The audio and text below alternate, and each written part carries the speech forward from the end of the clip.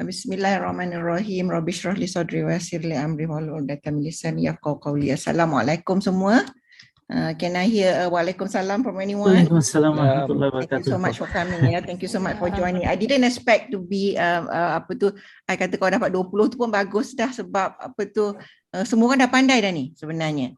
So I want I adopted and adapted this PowerPoint from Amir punya, Amir Afan punya PowerPoint, dan saya customize according to my flow.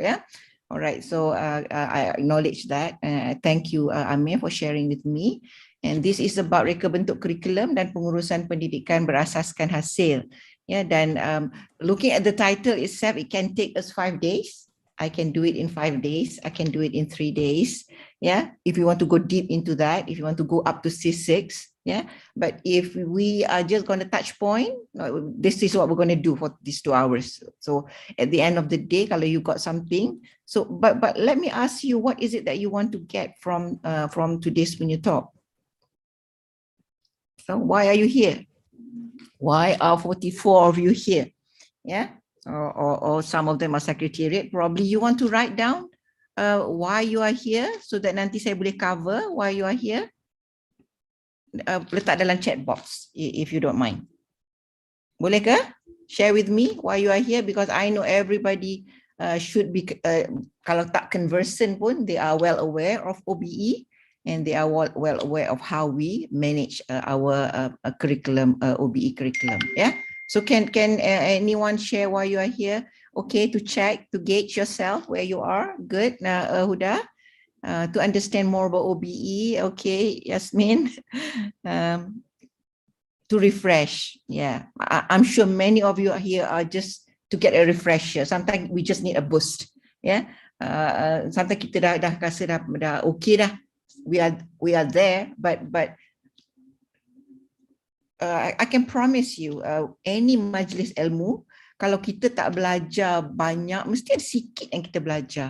Sama juga dengan saya, not just because I'm the facilitator, I also will belajar from you. That's why I really like very interactive. Kalau boleh kita buat face to face, I like to poke people, because I learn a lot from my participants, rather than, I hope they learn some from me as well. But I really like that.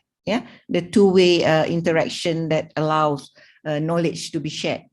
So I'm sure that is why you are here, because many of you want to improve and want to refresh your OBE and want to kita go back home lah sebenarnya. I always say, kalau sesat, tekan home button. I always like that. So kalau kita sesat, dah sampai level, rupanya ada guideline baru, rupanya ada MQF baru yang kita tak tahu. So this is the time that you unlearn and relearn. Alright. So this is why we are here actually, by Abu Sufyan ibn Uyainah. Dia kata the first step in knowledge is to listen. So this is what we're going to do today, and to be quiet when you hear somebody talk, when you hear somebody imparting knowledge, we be quiet. So itu adab belajar, and attentive, Then to preserve it. Kalau apa yang kita dapat tu kita preserve it. Then kita put it into practice. Kalau dia berguna, kita put it into practice. Then sebenarnya kerja kita sebagai lecturer is to spread it. Itu yang saya nak buat hari ni, dan itu yang saya expect semua orang buat after this. Kalau ada ilmu yang lebih sikit, kita share. Ada ilmu yang baru, kita share. And this is what we are doing today. Okay. So as usual, so you can just, you are not that many, because we can have I can have 300 in my online classes, but I allow you to just holler. Tak payah, you just holler and say, my name is this and I want to ask you questions. You can just ask me question anytime. So you can interject me anytime. So but for any short courses, for any crash courses, mesti ada learning outcomes. So this is the learning outcomes. At the end of the day, at the end of the 2-hour session, if you are able to explain definition of OBE, ramai yang nak refresh, I know you can explain it already even without going through this session, then I have done my job, if you can explain that. And if you can describe what are the levels of learning outcomes, that is, I've done my job. If you can differentiate the 3 domains in learning taxonomy, looking at contoh course outcome, you know it's supposed to be psychomotor domain, it's supposed to be cognitive domain, then I have done my job. Yeah. And if you can construct a good learning outcome. So today, at the end of the day, the take home thing is, if you can construct a good learning outcomes, if you can construct, you can evaluate. Yeah, orang lain punya construction pun you can evaluate, and you can identify what they are, whether it's cognitive, whether it's psychomotor, whether it's affective. Yeah, so kita akan buat tu in context of UPM punya 10 PO. Yeah, kita akan buat benda tu hari ini. So any question before we go? Ada siapa-siapa nak tanya our focus or anything, what you want me to focus more? I can elaborate more before we go, or we can just go. Yeah, all right. Okay, so these are the things. Kalau kita talking about OBE, OBE has this level. We call it topic outcomes, course outcomes, program outcomes, and program educational objectives. So all this level, so allow individual lecturer untuk design dia punya course, design dia punya outcomes in class. Before I able to, when I got my syllabus, I have a course outcome. So from that course outcome, I know what topic that I'm supposed to teach, and I will design my topic outcomes. Yeah, so it is based on the topic in the course, and the course is a part of a program, part of the curriculum, yeah, and that whole thing is governed by educational objectives. Semua itu pergi kepada educational objectives. So now later we will look how they are interrelate and how we can map each other, and ada lompong ke tidak. It shouldn't be, yeah, because you can start from the bottom and you can start from the beginning, but the way a normal curriculum design is from the top. Yeah, because you need to know where your student going to be in order to design the content of the curriculum. Yeah, all right. Okay, so we used to have this yang color merah ni. These are our COPA. Yeah, so kebanyakannya adalah apa tu? Kebanyakannya orang lama kalau saya sebut COPA. Okay, ya, Code of Practice. Code of practice for program audit. Yeah, so COPA additional 2.0 is different now. COPA used to give us these 9 items, yeah, 9 areas they call it, which is vision, mission, PEO and PO, and we have curriculum design and delivery. We have assessment of student, which is number 3. We have 4 is student selection. Number 4, oh sorry. And number 5 is academic staff, education objective. Number 7 is program monitoring. Number 8 is leadership and governance. And number 9, continual quality improvement, CQI. But that is from 2008. Yeah, up to 2017, they reduce it because there's a lot of redundancy and a lot of overlapping. Yeah, even leadership and governance are all together. It should be here when vision mission is talk about. It is about leadership, governance, administration. Yeah, but we have a different specific for program management in 06. Yeah, so in COPA edition 2.0 in yang dikeluarkan 2017, we have 7 areas. So kita dah reduce by 2 areas. Yeah, dia orang dah subsume dalam all this 7. So kita ada program delivery, program development and delivery yang ada include semua ni. We also have assessment and student learning, which include curriculum design and assessment, which is 2 and 3. And we have student selection and support services, which is number 3. Number 4 is academic staff. Number 5 is educational resources. Yeah, program management specific to the program, because this is code of practice for program audit. Yeah, so it is not institutional audit, it is program audit. So this is program management, and the last but not least is the monitoring, review, and CQI. So kita dah reduce, kalau kita nak tulis COPA, dah kurang chapters insyaAllah. Ya, dah mudah sikit. So let's have a look at this sketsa. Yeah? I thought Stripe how to whistle, dia kata. So I don't hear him whistling though. Yeah. So I said I taught him. I didn't say he learned it. Yeah. So do we want that to happen? So we don't want that to happen. Kalau kita ajar somebody, sebab tu saya punya learning outcomes tadi saya kata, kalau at the end of the day you manage to get that without, walaupun you can reassess yourself, yeah, then I've done my job. Tapi this teacher don't care pun, dia kata aku dah ajar, dia tak dapat, dia halah, something like that, yeah. So that shouldn't be our principle. So our principle, ajar the best you could sampai kita rasa orang tu boleh faham. Kita boleh nampak muka orang tu blur, especially kalau face to face, ya. Dan that is when kita bantu lebih kalau kita nampak muka dia blur, ya. So so OBE wants us to do that, wants us to ensure apa yang kita ajar tu budak akan dapat at the end of the day. Sebab tu kita measure the outcome, ya. Right. So curriculum OBE is actually a way of designing, developing, delivering, and documenting instruction in terms of its intended outcomes. Yeah, so that is daripada CPD 1988 yang orang dah cakap pasal outcomes. Kita baru start 2003 actually in Malaysia doing outcome-based education. Yeah, Tucker improve it. Yeah, the Tucker in 2004 improve. The literature says restructuring of curriculum, assessment, and reporting practices in education to reflect the achievement of high order learning and mastery rather than accumulation of course credit. So kalau kita dapat 120 kredit tu, apa dalam tu kita kena design, ya. Kita sebagai teacher, you have to design how you deliver and how you assess rather than, okay, I got this topic, I'm just going to teach them. If they get it, they get it. If they don't, too bad. Yeah, we shouldn't do that. Yeah, so OBE won't allow that.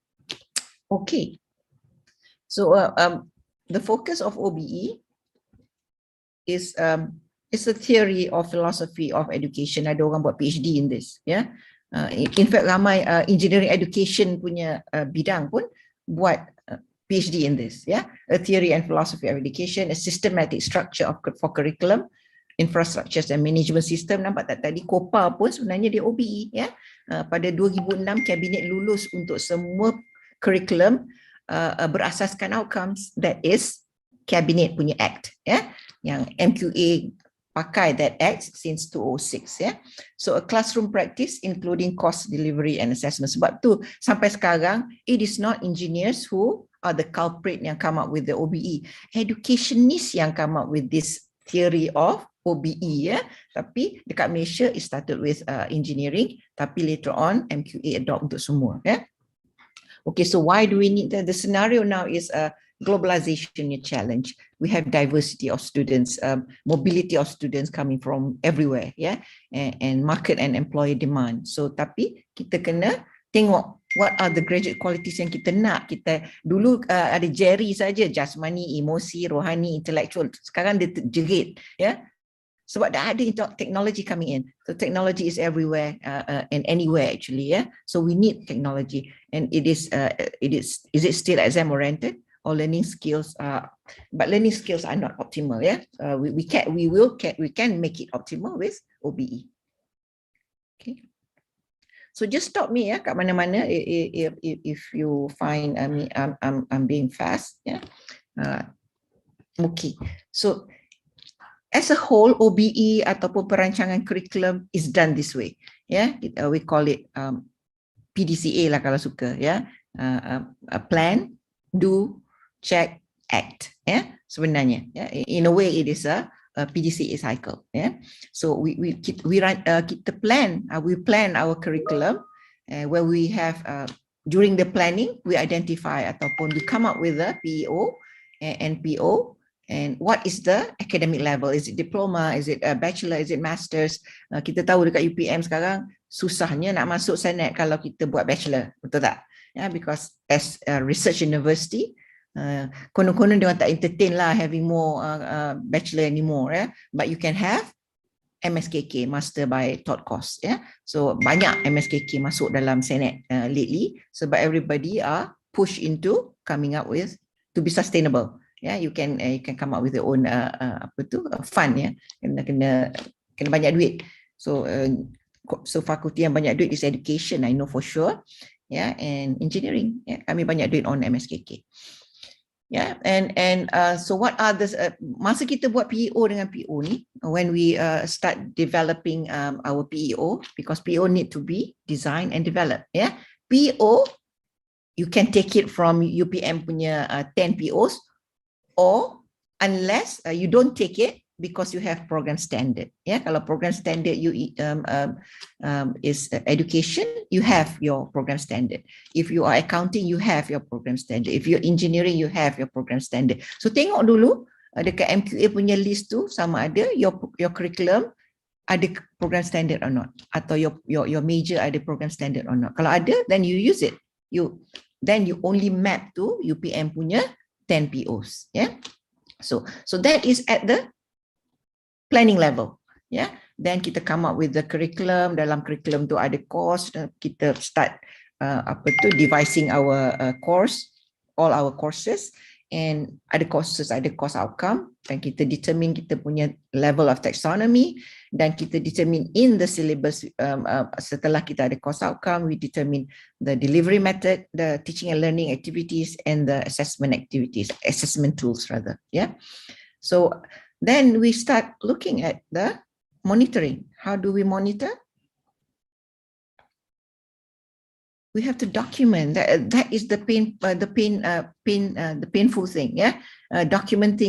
Documentation of all our activities. If you say that you do case study, where is the literature that you use for that case study? Where is the scenario that you use for the case study? If you say that you have student-centered learning, what kind of student-centered learning? You have to document that. Tapi dalam Putra Blast banyak benda kita boleh buat, kan? Dan kena show bukti.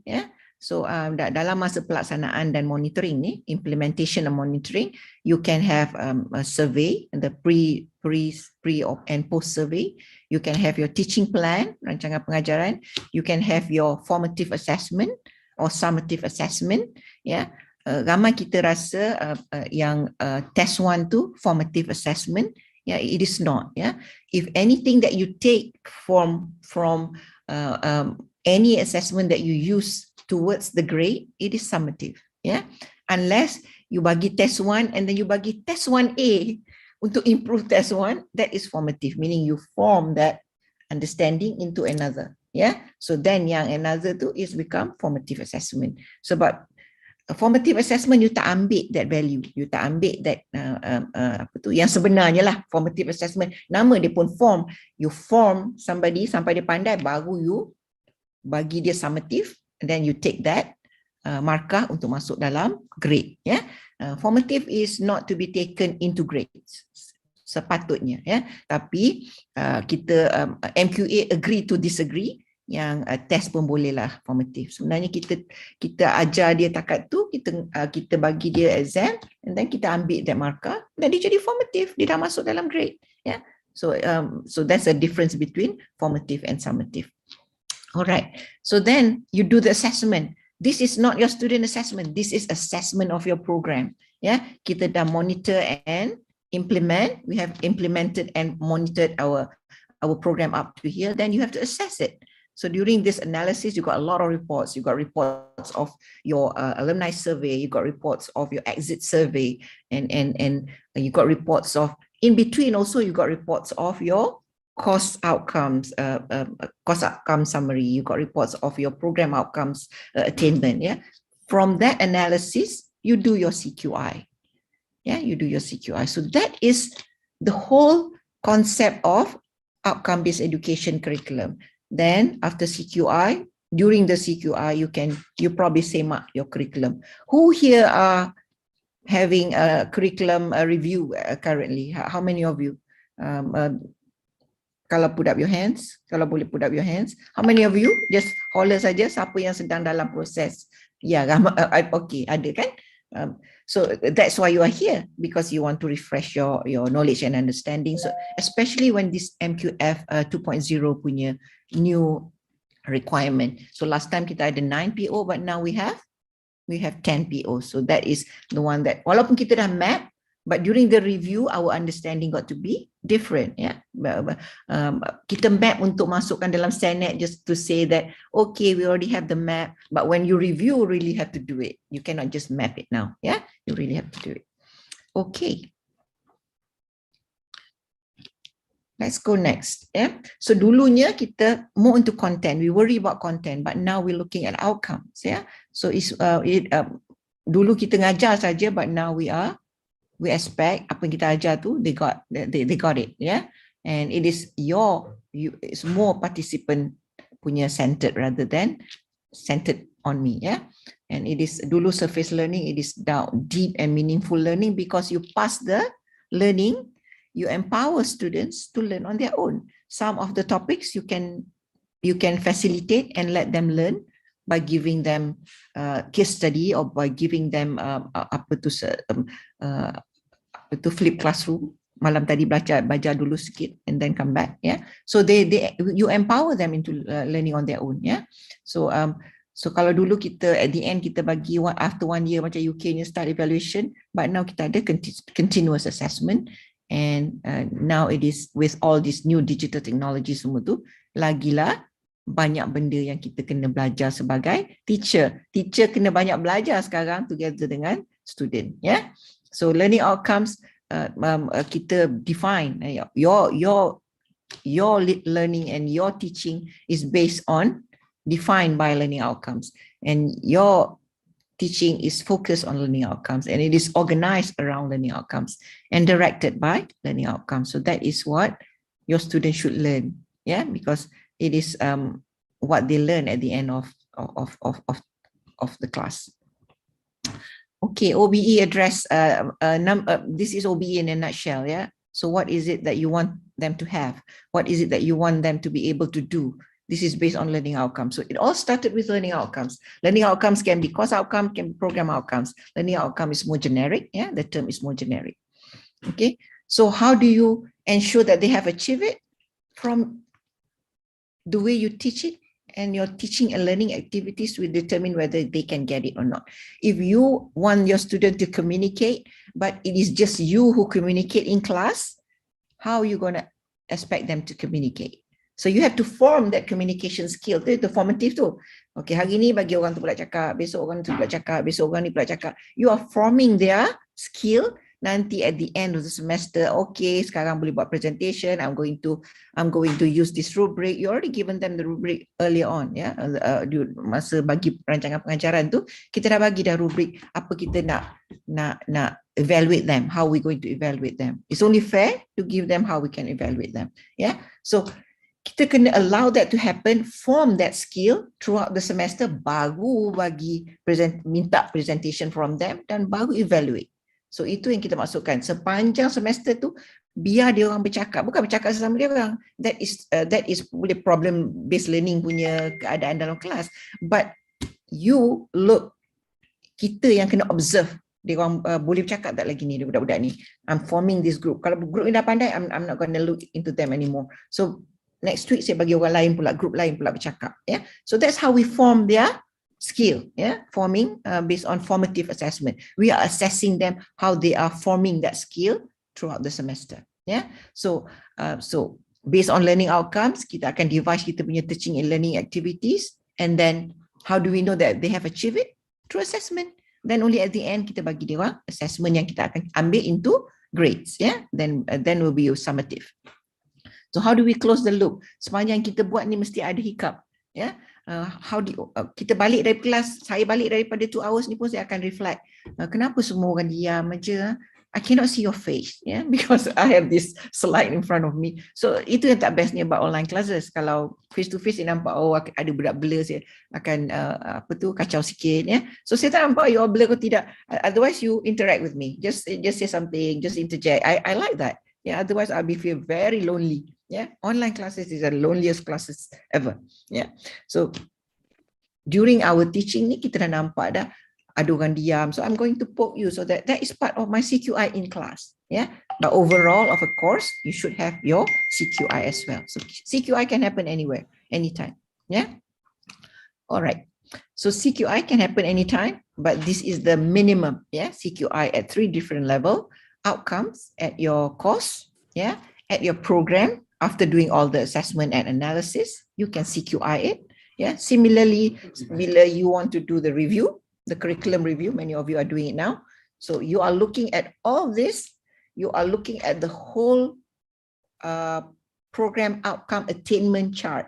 So program outcome attainment tu akan beritahu what are lacking in the attainment. Yeah, they are lacking in critical problem analysis. They are lacking in I don't know, probably lifelong learning, knowledge. Semua tu we can pump in. Yeah, we're not worried about knowledge. All the skills yang critical thinking, creative thinking, benda macam tu yang how do we input into the curriculum. That is the one yang will differentiate our curriculum against others. Semua orang kata, kalau budak-budak unit 10 cakap dahsyat lah, mengalahkan kita. Orang cakap macam tu. Yeah? So macam, ada tak budak cakap macam tu? Ada tak you heard from employers saying like that from our program? Budak-budak yang keluar daripada program kita.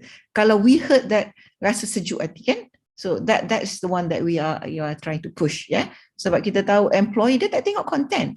Dia kata, okay, you got 3.0. Mungkin that is the first filter is you got 3.0. I'm going to call you in for interview, yeah. So after that, during the interview dia tak tanya content because your 3.0 show that you have the content already. They're looking at something else, the attitude, the skills, the ability to solve problem there and then, yeah. So how you are in handling things under pressure, yeah, things like that. So that is the thing yang differentiate our curriculum against others. So those are the little things that you want to focus on when you deliver your curriculum. Yeah, when you deliver your bila kita nak design and deliver our curriculum. All right. So that is the 3 different level, the minimum 3 different level of CQI that you can do. So why do we do OBE? Macam saya cakap tadi, kita nak dengar employer punya, bila kita hantar employer survey, we want to see. So this is important. Kalau I'm talking from my example, yeah, our employer survey would list these are the outcomes of UPM, katakan 10 outcome. Are they important to you? Rate 1 to 5. They say, yeah, it is important. Some are not important, things like that. But how do our students, our graduates fare based on your rating of the importance? Yeah. So dia kata communication skill important 5. Budak kita punya level 2. Do you like that? Yeah. Sedih kalau dapat macam tu. Yeah. Selalunya kita dapat macam tu. Yeah. Selalunya dia rate communication high. Practical skill pun dia rate high, critical thinking pun dia rate high. Budak kita 1 dia letak. So how do you rate our student? 1, 2, 3. Jarang nak letak 5. Kalau technical knowledge mungkin dia letak 4. Budak kita pandai, dia tahu pandai. Bagi kerja, suruh buat duduk diam-diam dekat situ, dia boleh buat. Yeah? Tapi nak put it into presentation, into probably that is the one that lacking. Probably that is the focus that we want to work on when we design or review our curriculum. Yeah. Sebab kita tak nak lagi student main concern is grades. Yeah. Although kalau grades teruk tak ada siapa. The first filter, kalau HR kata the first filter is 3.0. Anything below, if I have a lot of candidates, why would I want to go into 2.3, 2.4, right? So my first filter is 3.0. Yang ni saya dengar directly daripada GE, yeah? General Electric. Itu yang dicakap bila dia datang masa placement talk dulu. Okay, so kalau dulu kita kena do away with process based because we are now in outcome, yeah. So dan kalau even though process is still important because the delivery and assessment is process, but what are the outcomes that we're looking at, yeah? So it is we are focusing into the cognitive part, the psychomotor, and also the affective. But without the cognitive, which it should be the bulk of it come from the cognitive, right? So yang lain-lain tu is affective. Tapi saya selalu cakap, kenapalah susah-susah nak buat team skill 5 markah? Ya, penatnya nak measure rubrik tu, ya, untuk 5 markah. bagai-bagaikanlah sikit. So jangan jangan penatkan yourself for 5 markah. Saya selalu kognitif kami shouldn't be less than 70 lah, ya. Alright. So kalau katalah ada affective dan also psychomotor, I would put my psychomotor 20, my affective 10. Berbaloilah saya duduk dan dengar tu dan observe for 10 marks.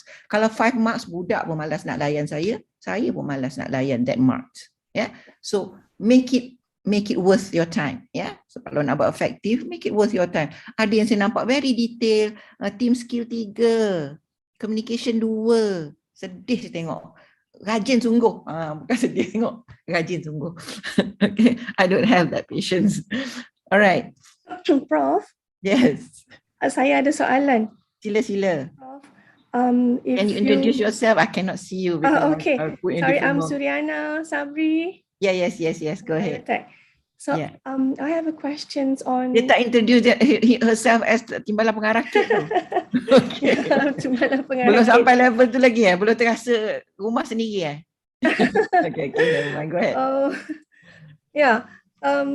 Prof, kalau kita tengok senario sekarang di mana pencapaian pelajar, grade mereka, CGPA mereka sangat tinggi, kan? Yang first class honours and all. Tapi sebenarnya kalau kita assess cognitive skill, kontennya kurang sebenarnya. So mungkin sebab mereka dapat markah tinggi ataupun grade yang tinggi adalah kerana all those continuous assessment, SEL, yang assignments yang kita bagi, yang kita sangat lenient, quite lenient. So that's why CGPA mereka tinggi. Jadi how do we solve this problem? So okay, ini philosophical problem ni, Yeah. Okay. So you answered yourself actually. I want to ask you whose fault is that? Yeah, it is our fault. Yeah. Why don't we challenge our students? Because I remember when we evaluate UM, kita nampak budak-budak yang pergi UM one program lah, biomedic I think. Biomedical engineering. So kalau cakap biomedic, you tak percaya pula, biomedical engineering, ya. So kita evaluate that program, kita ada reviewer daripada France dan Hong Kong, ya. Kami sama-sama looking at their grades, the entry grades. They are all 4 flat ni budak. Ya. Tapi bila kita tengok question dia, simpelnya masa dulu kami belum ada keperluan untuk looking deep into the level. Dulu kami tak pernah tengok question sampai level is it a complex engineering problem or not, yeah. But now kita dah learn from that. That was in 2000 kot, masa kami I follow that group. Yeah. Group tu dari Washington Accord, including daripada France dan Hong Kong. Dia kata you have very good student and yet you don't challenge them. Yeah. So you shouldn't be embarrassed if your student got 3.0 against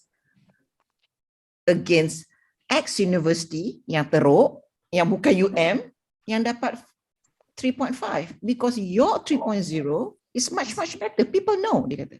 So dia marah dekat lecturer semua tu, kenapa tak challenge this good student? Sebab tu budak ni dapat semua bagus-bagus semua tu, sebab you don't challenge them. So it is our duty to challenge our student because we are good university.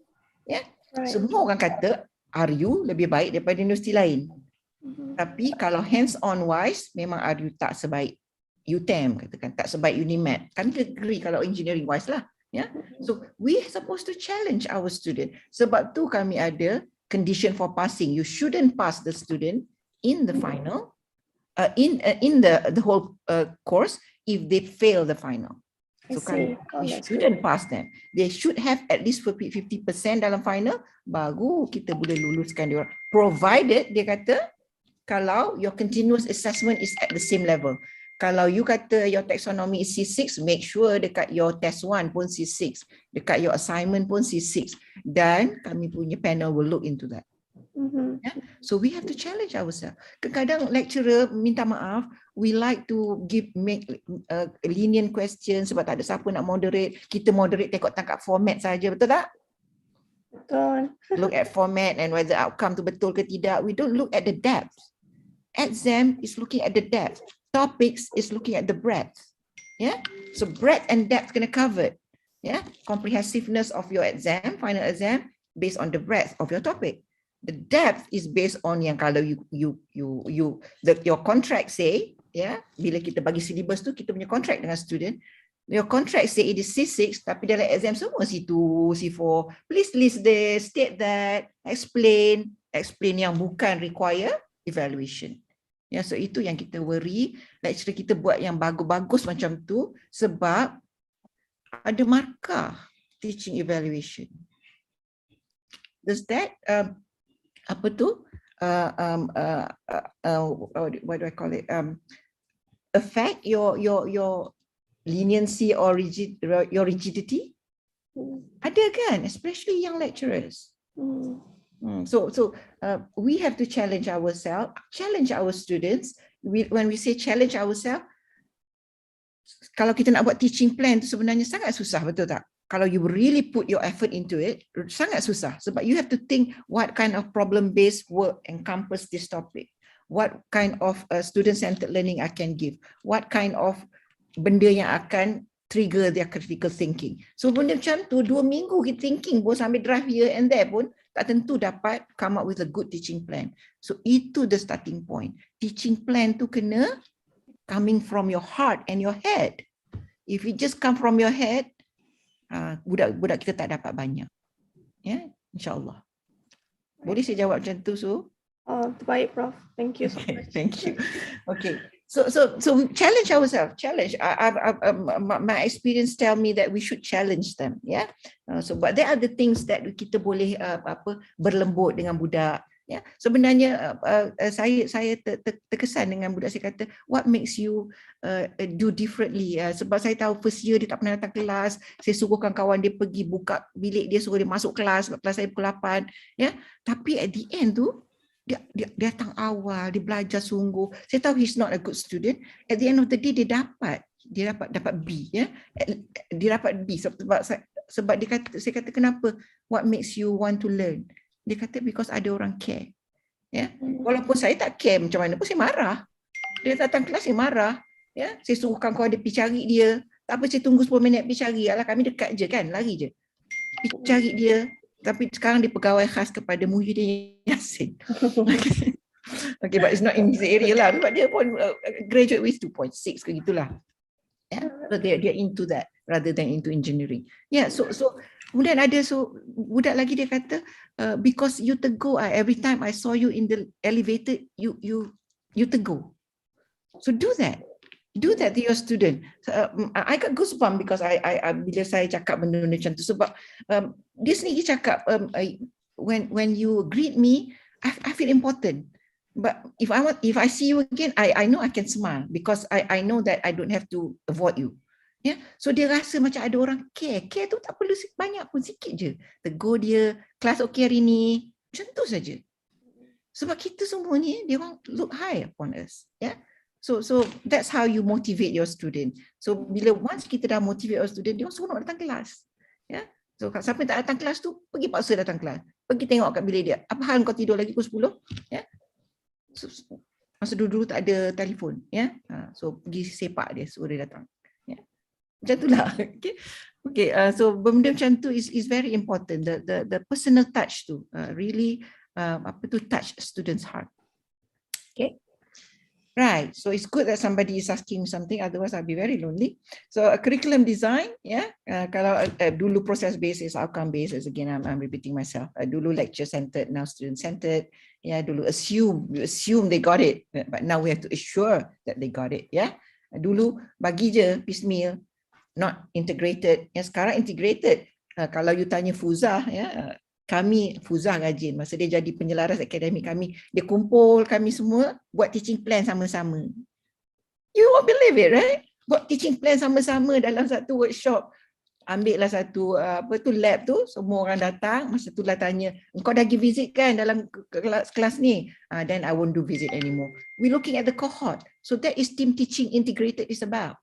Yeah, so you cannot do piecemeal. I cannot do teaching plan and not worry about my other lecturer for that cohort doing. Yeah, so if my teaching plan is test 1, test 2, assignment, final, Another lecturer, test 1, test 2, assignment final. Mati budak kalau 5 lecturer doing the same thing. So kena synergize, kena integrate. If I have done all the tests, normally math test lah. Saya tak pernah bagi test. Test 1, test 2 never exist. Yeah, I do problem-based learning yang 12 weeks. So first report, test 1. Masuk dalam markah. Dulu kan kena masuk markah, sekarang ni ialah dia rajin, dia buka. Dulu sekarang ni ESMP buka all year round kan. Dulu dia buka tutup. Kena buka lah juga test 1 tu. So, walaupun test 1 datang daripada first 3 chapters of my problem based learning punya work. Yeah, so I don't like to give test. I don't like marking. Yeah, sebab as I learn, empowering student, make them learn better. Make them tapi masalah budak-budak kita ni suka buat last minute lah, ya, last minute baru kelang kabut, boleh tak tambah 2 hari lagi untuk submission dan sebagainya, ya. So kalau traditional teaching dulu owns the knowledge and convey it to student, but now we let them learn, ya. Tapi it is not right engkau belajar topik ni ajar dalam kelas. That is not student centered learning is about, ya. But presentation of certain topics is good to share, yeah, but you don't pass the buck to student, yeah. So you have to facilitate, yeah. So teacher brings the content and answer to classroom, and teacher as a coach actually in outcome based, a teacher is a coach with some guides, yeah, on how they can acquire knowledge. Okay, so now we are into business. Am I late? Okay. Okay, so now we are back into curriculum, how we design our curriculum. First tadi, kalau kita remember that PDCA punya cycle tadi, first kita kena tengok, kalau kita nak buat untuk masuk dalam Senet, kena ada kajian pasaran. Walaupun you are doing review, you still have to do kajian pasaran. You have to do survey. Survey ni mengarut je. You can always make your survey positive, ya. Tapi kalau dia orang suruh buat survey, kita survey lah. Okay, that is kajian pasaran. Okay, macam simulation juga, you can simulate it the way you want it, yeah. So based on the CQI and based on faktor-faktor lain, kita come up with the concept kenapa review need to be done, kenapa this curriculum is still relevant, kenapa this program is still needed by the market and everything. But at the same time, jangan lupa tengok keperluan body of knowledge. Daripada MQA ada keperluan body of knowledge. Kalau kami di engineering, kita panggil appendix B punya broad base topic tu kena cover. Kalau computer science, dia ada body of knowledge dia yang dia kena cover, ya. So benda macam tu. So that is the first thing that you do. Kalau dulu tak pernah, to be honest, sebelum ada MQA kita tak pernah review curriculum kita yang tahun tornado dulu, tahun 70-an tak pernah review. Baru-baru ni lah, starting 2006 kita start reviewing. So now our curriculum is like 5 years punya hayat lah. That's the way to put it, yeah. So we have to look at the body of knowledge. Ada keperluan untuk kita cover certain topic. Kalau 5 years ago mungkin tak ada that keperluan, the new body of knowledge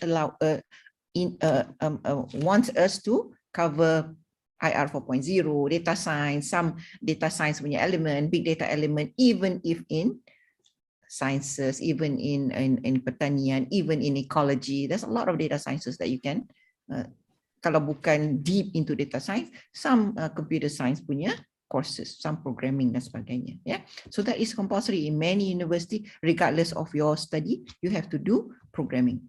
Yeah. Then you identify and determine your PO.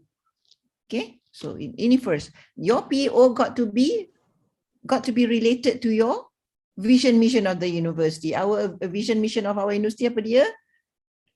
Saya pun tak tahu. What is our vision? To create world-class graduate. Yeah, no, mana ada world-class graduate, tak ada pun. Kita kena jadi world-class university. International repute, right?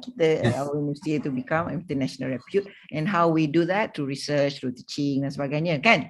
So based on that, nampak tu kita ada through research, yeah, contribution of knowledge, contribution of wealth and knowledge, if I remember it right, yeah. So macam mana kita nak contribute, macam mana kita nak relate kita punya curriculum with that, yeah? Ada research tu, being research university, kalau kita punya tu tak ada lifelong learning, tak ada research punya elemen dalam PO kita, macam salah lah.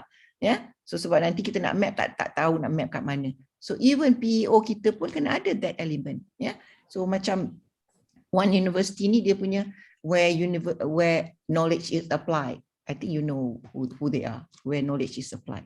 Yeah. Okay. So tapi PEO dia tak ada pun application, semua jadi engineer biasa je. Yeah. So masa apa tu evaluation of accreditation orang tanya, so how do you relate your PEO to your vision mission of your university? You're supposed to relate that. Baru dia akan jive well. So because that is kita punya DNA, ya. Kita punya DNA is pertanian, kita punya DNA is research. So apa-apa yang kita buat, apa-apa program yang kita buat mesti ada elemen tu, ya. So that is the first thing that we do. Penetapan dan identification of PEO. Then kita identify kita punya PO sama ada kita nak pakai generic PO UPM sebab kita tak ada program standard. Kalau kita ada program standard, kita pakai kita punya program standard. Then we will design our curriculum to include all those. If you want your student to be very independent, then you probably design your curriculum semua project based. Macam Albok buat gitu kan. Albok buat every semester ada project.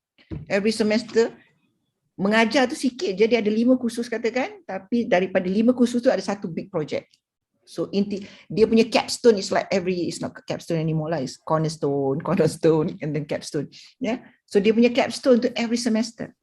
8 semester tu ada project. Dan project tu build up sampai dapat satu device, dapat satu prototype yang big to be used in the industry. Kalau dia engineer lah, ya. So dia project based. So dan dia memang student belajar sendiri, student duduk macam student masters, student duduk macam student PhD. They no longer in class, not much in class, ya. Kelas hanya bila lecturer panggil untuk teach them certain topics and then they are back into their project. So that is Albok punya model, curriculum model, ya. So nak cuba buat memang susah. We try, yeah. So at the end of the day, we do something similar, but with capstone and final year project and so small project in between, yeah. And then you after you get your PO, then you know you come up with your syllabus because kita dah tahu dah curriculum macam mana kita nak based on the PO. So kalau PO begini kita kena ada khusus ni. Kalau kita kata kita punya PO something with pertanian, takkan tak ada PRT. So ada PRT. Kalau ada boleh bercakap dan sebagainya, takkan tak ada public speaking. So ada public speaking. So kita design our curriculum, yeah. Then from that courses, we come up with syllabus and come up with a course outcome. Nanti kita akan cuba tengok macam mana kita nak come up with a good course outcome. Right. And then kerja kita lepas come up with the syllabus, kita come up with the SLT, student learning time, ya. Yeah? So student learning time tu kadang-kadang kita tak pandai, kita bagi kepada pakar, kami bagi pada Fuzah je. Okay. Alright. So kita ada pakar yang bantu kita dalam department kita kan. So semua orang ada referral center, referral person, ya, referral person dekat department. So what is learning outcome actually? So ada soalan tak up to now? Okay. Okay, learning outcomes are statements that describe the knowledge or skills students should acquire by the end of a particular assignment, class, course, or program. Yeah, and help students understand why the knowledge and those skills will be useful to them. So kita tak boleh je bagi learning outcome tu without telling them it is useful or not. Yeah, so kita kena bagi tahu dia so that they can condition their mind, condition their thinking into accepting the knowledge that we're trying to give them, yeah. So at the end of this session nanti you all dapat survey kan. So ada soalan-soalan ni sambil-sambil tu tengok nanti saya nak tengok semua orang dapat 100. Soalan saya gila bodoh, gila senang.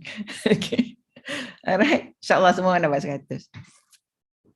Okay, saya pernah masuk satu kelas ni tapi saya masuk on and off lah. Saya dapat 40. So I know that I am there to retire already lah. Retiring punya mind. Tak boleh masuk exam. Saya daripada 2 jam dia punya kelas tu, saya dengar sejam. Yeah, saya dapat 40. Okay, I'll be embarrassed to tell what class it is because it's something very new to me. It's a new pedagogy. Yeah, so it's very new. So dan dia punya definition tu semua panjang-panjang. Saya nak baca, alah tembak je lah. Kata kau tembak. So tembak dapat 40. Yeah, so don't give me that. Yeah, so this is all very easy for you. It should be 100 semua orang. Yeah. All right.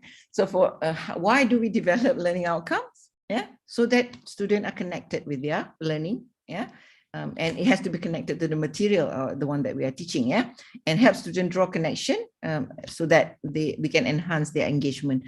But it's not easy to enhance student engagement masa online classes. Correct? Yeah. Yes, so, true. Yeah, that's why saya kadang unshare and then I say, okay, now everybody turn on your video. So this is the time that I'm gonna capture, I'm gonna snapshot and screenshot, and that is your attendance. So anytime that I ask you to open, you will open. That will be the time that I take attendance. So dia orang kelang kabut lah. Sebab I know because my son dia buka and then dia tidur. Betul. Saya rasa, ya Allah, adab apa belajar ni? Apa yang Api dapat at the end of the day? Tak dapat ni nanti.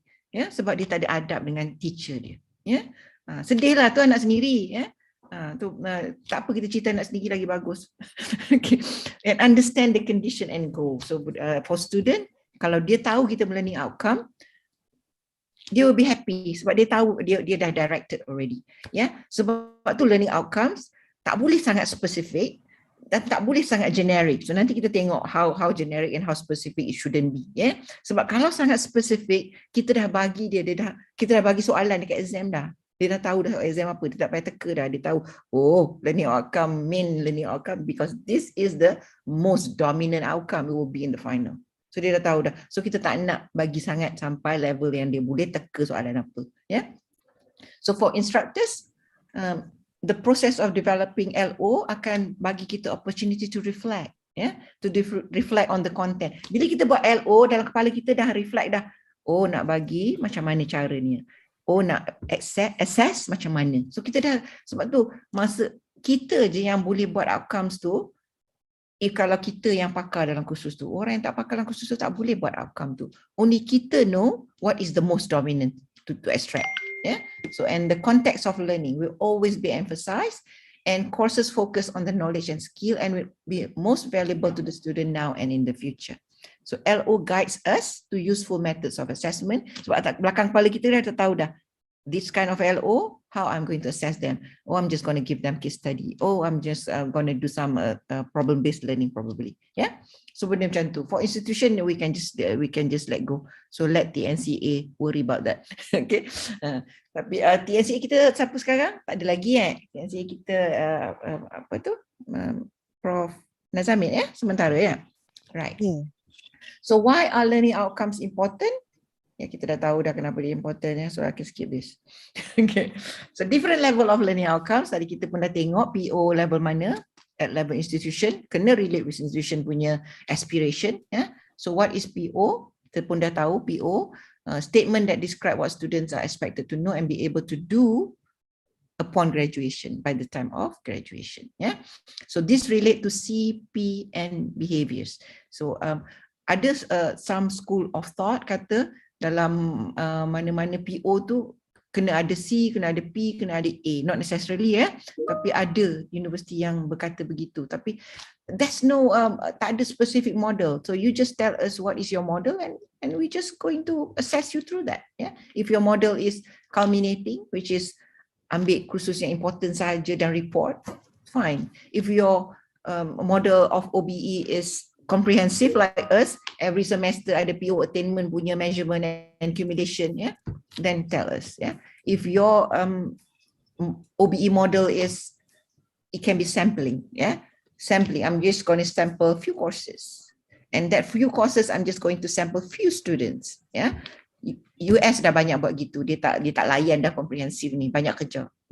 So hanya a few macam grup-grup yang otai-otai je, Fuzah kena buat, Barirah kena buat, kalau jabatan kami lah. So dia orang je yang akan report based on their sample. So you can, as the culture develop, We don't have to do comprehensive anymore. Tapi orang kita ni ketam Melayu. Ya, ketam Melayu dia suka gigit orang lain supaya jatuh juga. Ya, if I do this, you have to do that as well. Ya, dia tak kata because I know better, I can do it for you. Ya, so kena macam tu. Ya, barulah sampling can happen. But now it's comprehensive. Ya, so semua orang kena buat, semua orang kena submit benda yang sama. Padahal kalau dia tak submit benda tu, dia boleh buat benda lain, betul tak?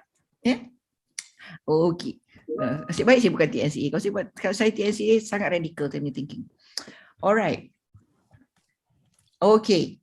Okay, yang ni level ni dan bila dan kenapa kita buat ya. So topic outcomes dia punya level kat bawah sekali upon completion of topic dan bentuk dia macam itulah, able to explain that topic ya. So course outcome, it can be summative, it can be formative ya, upon completion of a course. Dan contohnya able to explain the physical principle, the most dominant topic that you want to extract from the course. Program outcome, upon graduation, 10 UPM program outcomes through exit survey, program survey, yeah. Dan contohnya able to demonstrate critical thinking skills to solve certain things, yeah. And PEO, competent engineers who lead us in, you know. So when you come up with something like this, you already know how you're going to evaluate, how you're going, what kind of questions you're going to give your alumni in order to extract that PEO, yeah. Okay. Okay, so let's go into deep into PEO. It is not a repeating statement of PEO. It shouldn't be, yeah. And each PEO address specific competencies, yeah. And program indicators or target. You should have a performance indicators or target, and it is the process put in place to measure the PEO. Kita buat alumni survey, jarang kita buat employer survey. Employer survey just to gauge how our program compared to other programs. Sebab kita akan tanya our graduates against orang lain punya graduates. Dia akan kata graduate 3, orang lain 4. Sedih lah kalau dapat macam tu. Yeah? But we want to learn and we want to CQI. Yeah? So that is what is PEO about, ya. Okay, so yang ni contoh macam mana saya ambil ni daripada UM sebab dia dah ada gambar cantik ni. So they want to develop a holistic graduate, ya. So dia punya target is holistic graduate yang ada segala, ya. This makhluk ni, Datuk Asma suka cakap makhluk ni ada segala, ya. So tapi at the same the most focus is professionalism. Dia ada professionalism. Engineer tak ada professionalism. Tu yang runtuh, tu yang tu yang retak sana retak sini, kan. Right. So Tama cakap pasal tu, ya. And PO2 dia kata dia nak dia punya graduate continue belajar, continue ada CPD, continue hungry for knowledge, ya.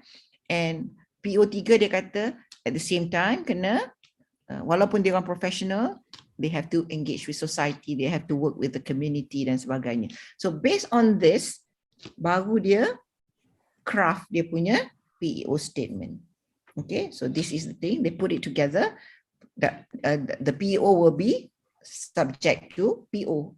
Based on that PO, kita akan come up with this societal engagement, professionalism, and continuous professional development. And they come up with 3 sahaja. And these are the terms that they use. These are the statement that they use. Graduates will establish themselves as a practicing professionals in whatever field or related field. Yeah. So dan dia ada at the back of the mind soalan macam mana dia nak tanya. So this is the soalan yang dia nak tanya dalam survey nanti. Yeah. This graduate competency in professionalism dia akan tanya, are you a professional engineer or a chartered engineer? Are you specialist now in any area? What is your seniority level? Dia kata, I'm senior engineer. Bila dia tick senior engineer tu, kita masukkan dia dalam basket PEO1. Bila dia tick professional engineer tu, kita akan masuk dia dalam basket 1. So dia akan jadi redundant. Dia akan, the same person akan boleh jadi yes for all this. Dia masuk dalam PEO1 saja. Yeah? And person of responsibility, katakan, are you a project manager? Meaning you are. So soalan-soalan kita tu kena senang, tapi it is a demography of our alumni. Maknanya kita tanya dia, apakah dia sekarang supaya kita boleh masukkan dia dalam bin yang sesuai. Ya, so soalan-soalan ni kena ada dah bila kita buat statement. Sekarang ni kebanyakan kita seronok buat statement je. Lepas tu apa soalan aku nak tanya nak masuk dalam bin ni?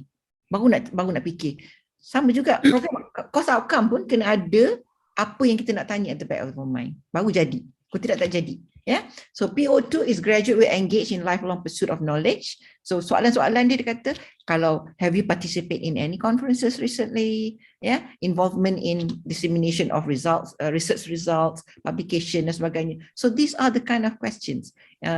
Are you continuing your study? Yeah, so banyak soalan yang boleh masuk dalam bin ni. Kalau seorang tu tak kena this one, dia kena yang ni. So sebenarnya untuk achieve PO is so easy if you know that you are designing the right curriculum.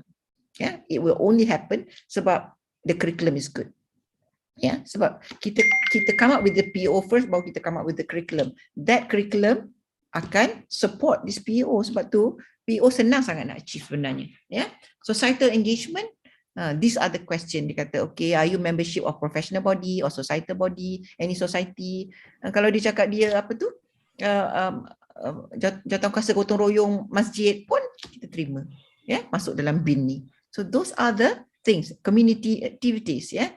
Kalau use of green technology or any SDG related, that is also societal engagement, right?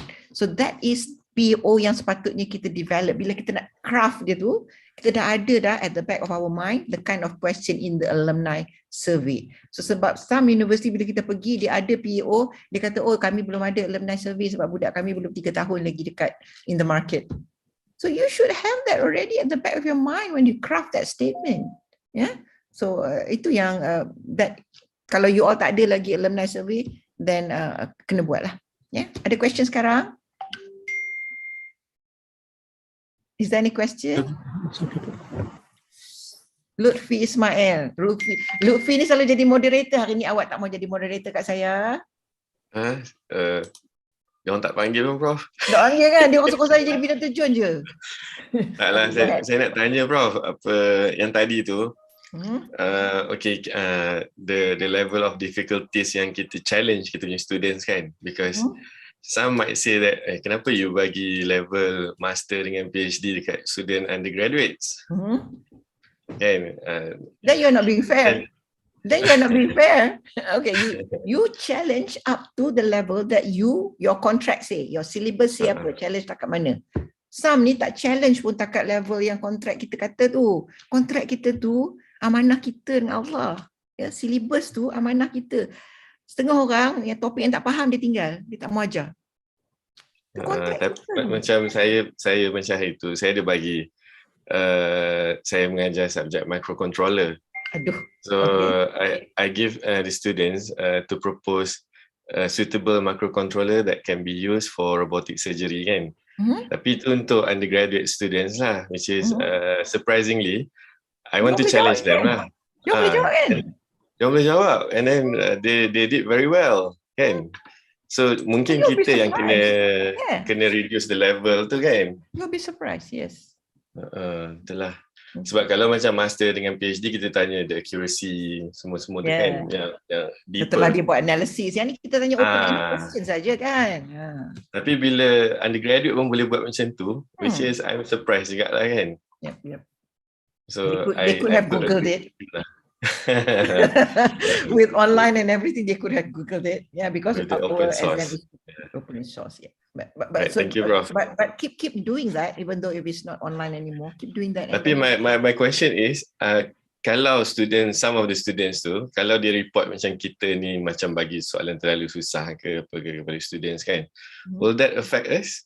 No, saya pernah panggil masa saya jadi TDA long time ago. Saya jadi TDA bila? Tahun 2006. Ya, saya pernah panggil lecturer.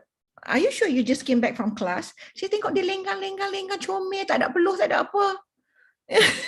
Oh, saya pantang kalau orang keluar dari kelas, comel. Macam tak ada. Kita kena mengajar sungguh-sungguh, keluar nampak penat. Yang tu baru you mengajar betul-betul. Ya, walaupun saya duduk kita dah rasa penat. I'm a new lecturer kan, so kadang-kadang to set the benchmark tu kadang-kadang kita nak kena adapt dengan students, nak adapt with the system kan. Betul. So it's a bit challenge. Kita akan dapat banyak student kata lecturer ni dari awal sampai akhir duduk atas meja, dekat meja tu sahaja, tak gerak-gerak dan tak communicate dengan student. Dan ada lecturer pula saya dapat dia punya nota, dia tengok dekat papan hitam sahaja. Dia mengajar papan hitam. budak sekarang bahasa dahsyat. Dia orang tak malu tu declare macam tu kan kita. Tapi so we learn lah kan kalau benda macam tu. So kena nampak yang kita bersungguh baru student pun bersungguh. Kalau kita pun kau dapat tak dapat sudahlah, you know, tak adalah jawabnya. Okay? So secara prinsipnya kita tak ada masalah lah kan. InsyaAllah. Tapi yang datang takut dia orang sini komplain semua je yang kan. Tapi dia orang masya-Allah. dapat A kan. Yang perform tu memang dapat A lah kan. Sebab tu I keep telling my student I don't have a curve. I don't curve my results. Every one of you, tak usah duk jealous kat siapa. Your A is your A. Your A got nothing to do with the others. Yeah. So ajarlah kawan you, learn, spread and practice with your classmate so that everybody can get A, because your A is your A, his A is his A. Kalau all 60 of you gonna get A, I'm gonna give you. Saya tak pernah ada orang susah payah dia curvekan balik supaya budak dia tak dapat A. Why? Yeah. Saya akan curve up supaya budak saya dapat A. Yeah. So that is kita punya hadiah lah pada dia orang for working hard. Yeah. So never curve down. Lagi always curve up. Biar ramai dapat. Dan setelah kita challenge them, yeah. Alright. Okay. So boleh kita tangkap gambar sekarang. Seronok tengok number dah coming up. Boleh kita tangkap gambar ramai-ramai sekarang? I'm going to stop share. Let's tangkap gambar. Boleh? Jom? Boleh. Jom. Everybody turn on your video. Kalau ada gambar lawa macam Azrina ni tak turn on video pun nampak macam video kan? Azrina K. Saya kena turn on video lawa sikit kot. Okay, jom. Bro. Tak ada video tak apa. Siapa yang ada video? Jom. Okay, 1, 2, 3. Okay. Ya, Prof, second. Oh, second frame. 1, 2, 3. Thank you. So we only halfway. So let's ada soalan ke? Kalau ada soalan dalam tu, siapa-siapa nak stop me for break, kita boleh tengok soalan juga. Ada soalan? Assalamualaikum, Prof. Salam sila. Saya Hazura daripada Fakulti Sains Komputer. Pengalaman saya adalah saya pernah jadi ketua jabatan kan. So bila kita buka kursus elektif tu, kita tahu ada pensyarah yang memang mengajar beria-ria, bagi banyak kos kan, bagi banyak coursework lah kan. Tapi pelajar ni dia cari pensyarah yang ajar more to teori yang banyak. Macam mana kita nak ubah tu? Yang tu student punya perspektif tu susah sangat kita nak tukar. Betul tak? Dia akan kalau kursus tu banyak grup kan, dan kita kita tak pernah kita open the group. So everybody can go into everything. Dan kita tahu siapa yang dapat banyak student. Kan? Dan sebab kita bagi challenging question, kita bagi a lot of work. So I don't know how to answer that actually. Sebab kalau kami we don't make it so open. Yeah, walaupun I like that to happen. Kami akan grupkan ikut kata we do math. Kami ada 8 group of math teachers, ya. Dan semua orang tak boleh pilih. If you are in this if you are in that program, you have to have that teacher. If you are in that program, you have to have that teacher. So kami tak boleh buka macam open registration like that. Dan hanya tutup bila penuh kan. You all do that, right? Ecology punya kursus banyak macam tu, FBMK punya kursus banyak macam tu. Budak masuk bila dah penuh baru tak boleh masuk. So we don't have that kind of problem yang budak boleh choose siapa yang dia nak masuk, grup mana yang dia nak masuk. Dia tak bila elektif kan, elektif yang kita ada so, kan, dia pilih kursus yang dia rasa dia boleh score kan. So would you do that? Sebab tu kita kena bring in everybody so that everybody has the same thing to challenge student. So kalau kita kalau kita rasa kita nak popularity without delivering our amanah, so that's too bad. Yeah. So I think you keep doing what you tapi katalah kita reflect kan, dan you also may reflect What makes students don't come to my class? Is it because I have too many coursework? Is it because I have too many assignment giving to them? Yeah. Why don't I change it next semester and do differently? Tengok jadi apa? Do differently, buat activity yang they will like it, not assignment based yang they have to berhempas pulas. So a lot of activities that they will like it, and maybe bawa dia orang pergi pergi trip, ya. Banyak kursus kita boleh benda-benda yang boleh bagi markah kesian lah sebenarnya. 10 markah saya selalu saya buat benda-benda aktiviti yang kesian-kesian ni, pergi trip and then you can report on the trip, you know, benda-benda yang they looking forward to. So maybe you can learn from lecturer. Mungkin kita punya pandangan saja that lecturer is less competitive, that lecturer give less competitive questions. So maybe we can learn from them how they manage. So mungkin kita rasa je macam tu. Sebab tu kami kalau siapa yang dapat macam 5.0 tu, next semester siap lah kau kena bagi your good practice. What is it that you do that get you that 5.0? Especially if your class is like 40. Yeah. So kalau dan kita baca student punya tu. Kalau student kata I really like this teacher, I really like his way of teaching. Kita tak nampak kenapa tu. Betul tak? I really like his way of teaching, but which way of teaching? Kita nak tahu yang tu. So kita ajak dia, ajar kat kita. So kalau kita tengok, I am so amazed at his teaching. That's why lah budak bagi dia 5. Kan? Something like that. So we learn from our friend. We learn. Kami ada interest group, engineering education interest group dekat engineering yang ramai je suka learn. Salah suka, Yazdi suka. Ya, Lutfi pun coming up now. I think is very very nampak very active in teaching and learning. Alhamdulillah. Ya. Alright, ada soalan lain? Prof, just to add sedikit. Contohnya kalau I think kan kita ada teaching assessments kan. So as much as possible, I think kita boleh encourage our students to write rather than, sebab dia kalau dia tick tu sometimes students duduk kan. So I think at our school pun kita encourage our students to write apa yang dia suka, apa yang dia tak suka. So at the end of the day we look at that, kita try, because that one is more subjective kan. Betul. So from there kita boleh detect juga pensyarah mana yang actually can benefit. Dia akan that one is more detail. Sebab saya pernah dapat juga student minta maaf sebab tersalah tick. Dia agaknya dia lelap mata ke benda tu, dia dah buat every semester, tertekan strongly disagree. Alright. The whole thing kan. So I don't really look at that, tapi I think we should encourage our students to write for whatever yang dia suka or tak suka, you know, rooms for improvement lah. That is my thought jugalah. Thank you, Prof. Yeah. Itulah kita tak boleh control how people evaluate us. We cannot control, but we can influence that through our teaching. We can influence them, through our teaching. Okay, let us continue. Okay, so hasil pembelajaran kita tahu terbahagi ada 3 kategori: knowledge, skills or attitude, ataupun effective. We used to use the word effective, Dan kita ada banyak benda yang guide us into coming up with a good curriculum, a good course outcome, good program outcomes, So and we have this MQF 2.0, which embed all these 8 learning domains into 5 clusters. And we at UPM take the initiative to unbreak the 5 clusters into 10 outcomes. Betul tak?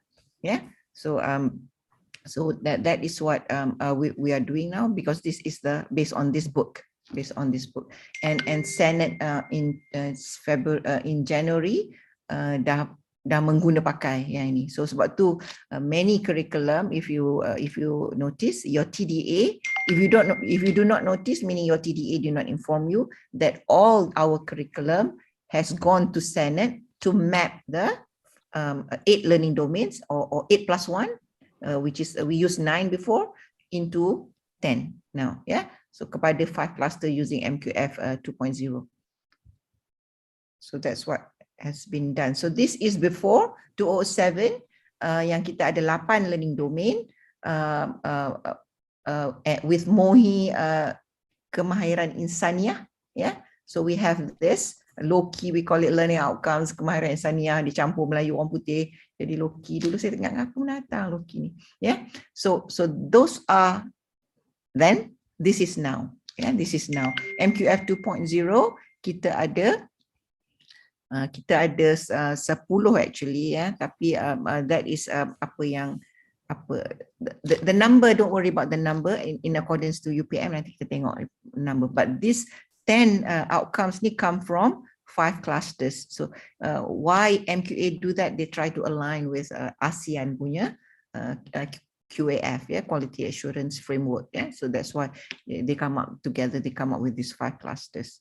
Kita very close to ASEAN and also Australia, so kita banyak belajar daripada sana sebenarnya. Malaysia, bila saya cakap kita tu, Malaysia banyak belajar dari sana, ya. So okay, this is what happened dekat UPM. Kita mapkan balik kita punya 5 cluster into kita punya 10 outcomes. CADe is very helpful in this sense that dia orang tak tukar banyak. Kalau PO1 jadi PO1 juga. Cluster yang baru ni, they try to map supaya kita tak ubah sangat nombor kita. Kita masih dulu psychomotor PO2, walaupun PO2 untuk cluster baru adalah kognitif, kita kekalkan kita punya psychomotor. So the best we could, kita adapt, tapi kita tak tukar number, ya.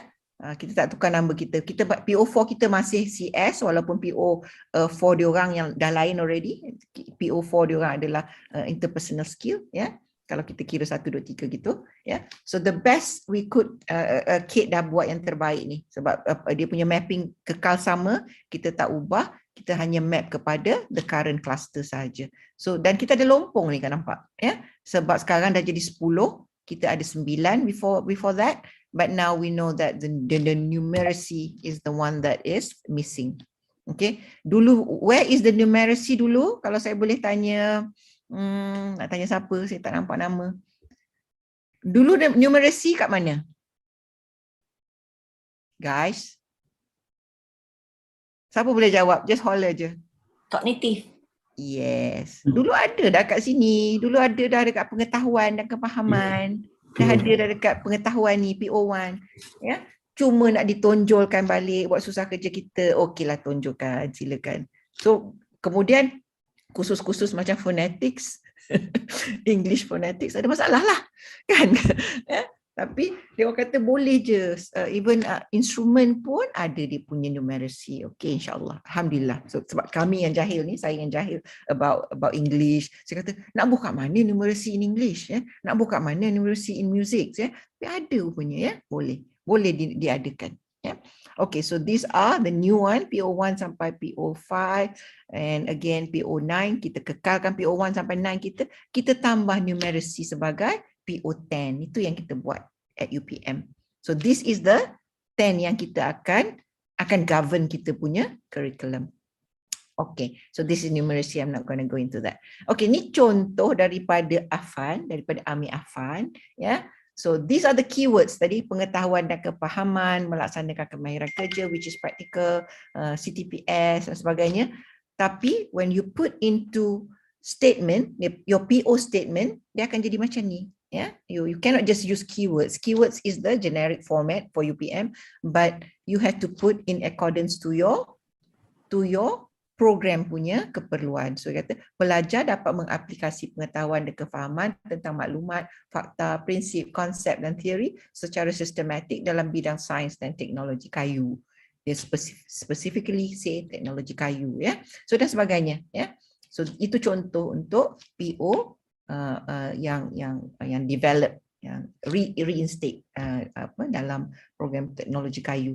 Ya, dan kita kena buat benda ni kalau kita sedang review curriculum, you have to put which course, sama ada kursus kita kursus universiti, Shopee, kursus teras, kursus elektif, ya, dan kita mapkan kepada PO mana, PO1 sampai PO10 yang mana, kursus 1 map kepada PO mana, kursus 2 map kepada PO mana, dan the best we could kita cuba limit 3 PO saja, ya. Ada universiti dia kata 2 PO saja, ada universiti kata no more than 3, ya. Tapi kita kata minimum 3, ya. Bila kami masuk JKKK, dia orang kata kenapa ada 5, ada 6, kata cuba baca tengok buku tu aku yang tulis, minimum 3. Okay, so if we have minimum 3, you can have more. So macam kursus capstone design, we should have more because we have the opportunity to evaluate more because that is a kind of a gatekeeper of a curriculum. Halfway kita nak measure. Begitu juga dengan latihan industri, that is also a gatekeeper. Halfway kita nak measure. Apa measure daripada luar pula tu, daripada industri pula tu. Yeah, so we put more. FYP we put more because kita boleh. Yeah, because we want to know more at that level. So kursus-kursus yang culminating like that, yang underpinning like that, we put more so that we can learn more about our students and our curriculum. Yeah. Okay. Ada soalan takat ni? Dekat chat tu tak ada soalan Okay. Okay. Again, this is okay tu kita refresher again. Yeah. So Bloom is doing the cognitive. Yeah. Dan dia level dia daripada main ingat je, main hafal aja sampai ke level creating the knowledge, creating the knowledge. Dan evaluate is C5, analyze is C4. So anything C1 to C3 is considered as low order, and anything from C4 to C6 is considered as HOTS, higher order. Right. So this is psychomotor. Psychomotor ni ramai orang tanya, susah nak relate mana satu P1, mana satu P2, mana satu P3. Memang susah nak relate. Tapi saya kata daripada dia masuk dalam lab tu tak buat apa, P1. Okay, sama macam muet. Masuk tulis nama, dapat muet band 1. Okay, perception, dia hanya perception dia agak dia perception, dia perceive saja, dia masuk lab je tengok tu, dia dapat P1. So that is P1 sampai dia letak equipment semua, come up with dia punya method, that is P7. So kalau you boleh relate from there, from nothing to come up with your own method, untuk solve the problem ke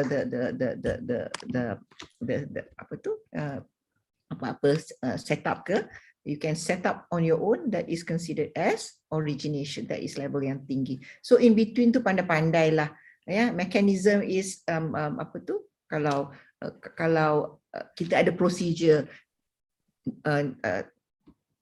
procedure number 1, do this, tekan tu, and then baca measurement and tulis, that is guided response. So guided response kebanyakannya yang kita punya, kita ada manual. When you have manual, it is guided response, which is P3 sahaja.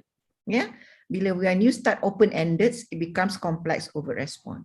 Open-ended punya lab, katakan kita bagi keadaan, give them the scenario, give them the specification. This is the kind of thing that I'm going to get at the end. Go and help yourself in the lab. That is P4, P5. So then mana-mana pun boleh sebenarnya. It's not very specific. P4, P5, P6 ni sebenarnya, if they can adapt to whatever that they have learned and put into perspective in the lab. So kalau betul-betul is nothing, solve it, pergilah cari barang apa pun, pergilah cari benda apa pun, pergilah potong macam mana pun, that is P7. Kita tak ada guide pun, kita suruh dia solve that problem saja with a few paragraph of specification and everything. Dia pergi buat sendiri, that is P7. So banyak kita kena start doing this actually. If you want to test your student, their understanding in the theory, coming back into the lab, macam mana dia boleh originate the ideas. Okay, so that is psychomotor. Kalau effective pula, higher order ni yang kita takut sangat nak buat sebab kita tahu it's not easy. We ourselves do not behave that way in order to evaluate others. Sebab semua ni through observation. Through observation. Baru kita boleh macam mana kita nak observe kalau kita punya thinking pun tak sampai level tu. Internalizing values. Macam mana kita nak tahu orang tu the embodied and internalize that value kalau kita sendiri don't have that value. Sebab tu engineers punya ethics is learning the ethics. It is not tengok orang tu punya moral value. Engineering punya ethics is cognitive. Kalau dia tahu conduct ni salah, that is ethical already. Kalau dia tahu this engineering act kata benda ni salah, dah cukup lah tu. So kita based on knowledge, our ethics, engineers ethics is based on knowledge. Ya, attitude tu susah nak value, susah nak evaluate, susah nak observe. Sebab tu kalau kita tidur, makan, main bola, bersenam dengan dia, mungkinlah kita boleh tengok dia punya internal value tu. Kalau kita, husband kita pun kita tak tentu tahu dia punya value. Kan? Tu dah tidur, makan semua kali tu. So it's not easy to do that.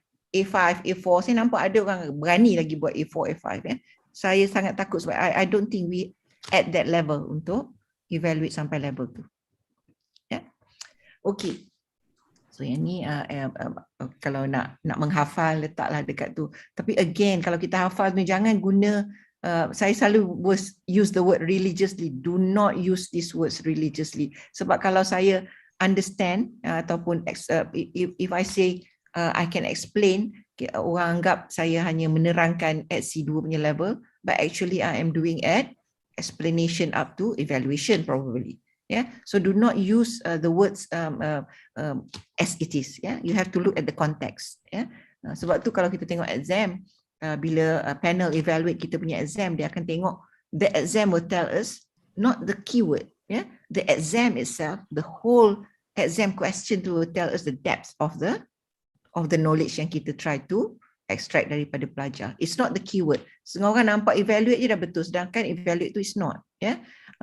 Evaluate tu mungkin is a procedural evaluate. Design tu is a procedural design. So it is not level yang creation ataupun evaluation level. So kena tengok konteks. Okay. So characteristic of good course outcome. So sekarang kita nak go into as a lecturer, kita mesti tahu macam mana nak tulis course outcome, sebab at certain point our head of department akan minta kita go and review the curriculum, go and review our syllabus. So kalau dulu mungkin kita zaman jahiliah sikit, mungkin this is the time we correct it. So I always say you cannot do CQI unless it is correct. So correcting the certain things, it is not CQI. Correcting is correction. It is not CQI. CQI is doing it better when you have done it right. Okay, so only when it's correct, baru kita boleh buat CQI. Otherwise, our CQI is not effective lah. Sebab dia tak in accordance to apa yang kita nak buat. So course outcome kena map to learning domain, taxonomy cognitive, learning domain level, dan must state the skills, sama ada the skills, knowledge, attitude or ability, dan it express in terms of measurable or observable behaviors. Sama ada dia kita boleh measure through exam atau kita boleh measure through observation. So dia lebih general daripada objective. Objective is very specific. Dan each course will usually have between 3 to 5. Yang ni garis panduan JPT KPM. So tapi kita punya kata minimum 3. So bolehlah apa-apa pun. Should be written in clear language and in future tense.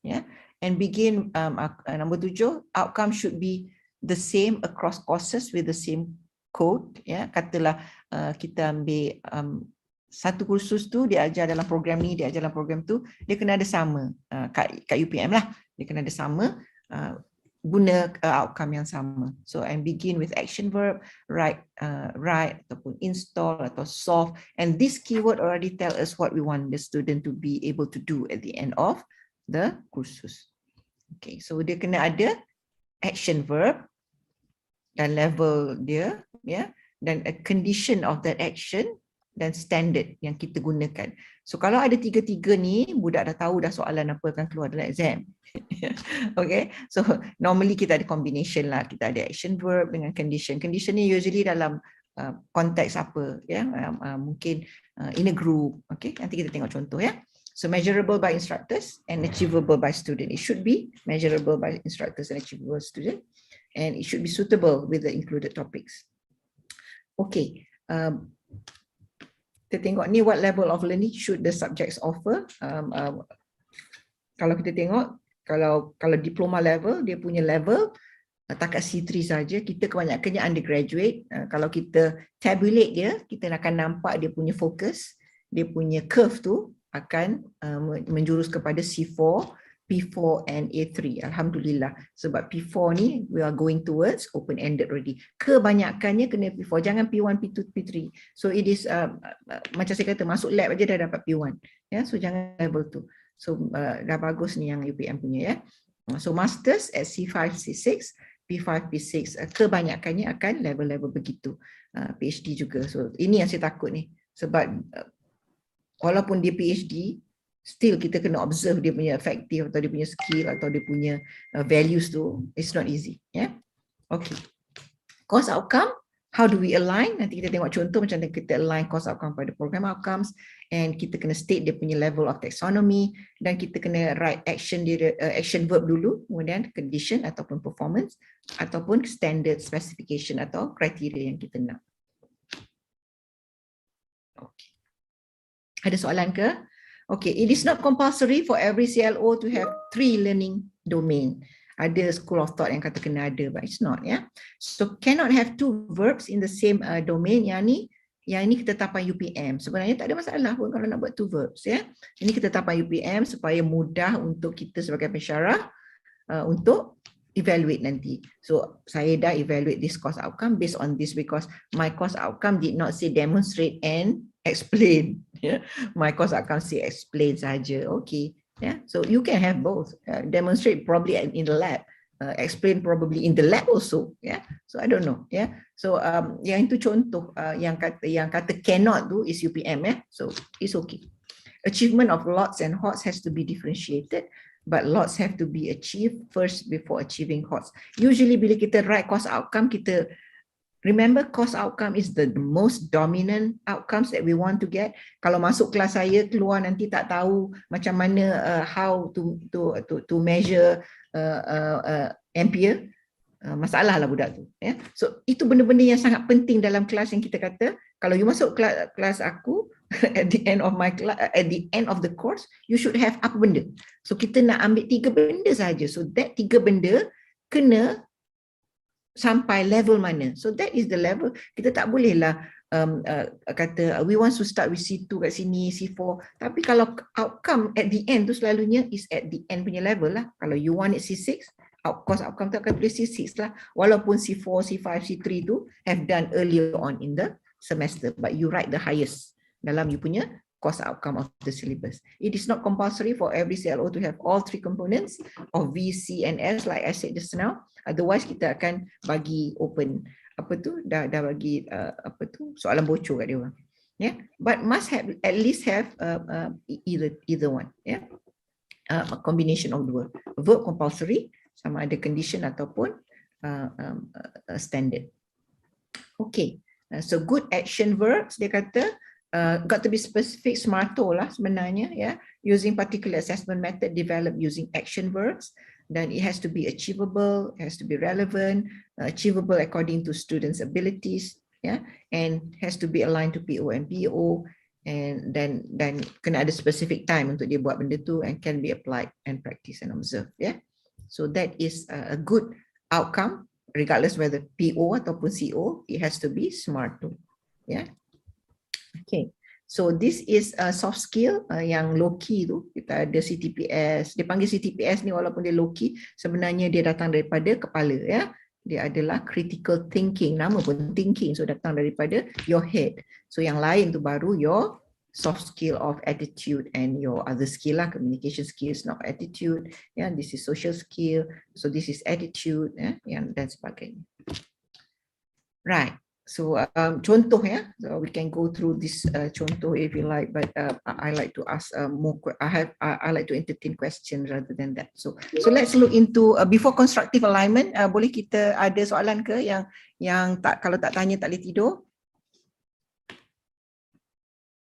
Tak ada, Okay. So let's continue with constructive alignment. Biggs in 1999 kata a good teaching system aligns teaching method and assessment to learning activities.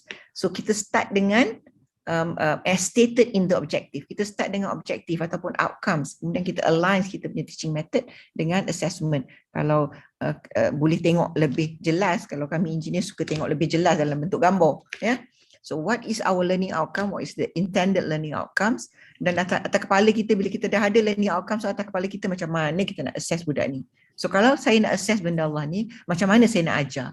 So dia interdependence, So interdependence, and you keep looping it until you find the best method and the best tools to assess, So itu yang dimaksudkan oleh BIGS as constructive alignment, So ini yang 10 yang UPM punya tu. So ini contoh yang saya nak tunjuk the step into developing our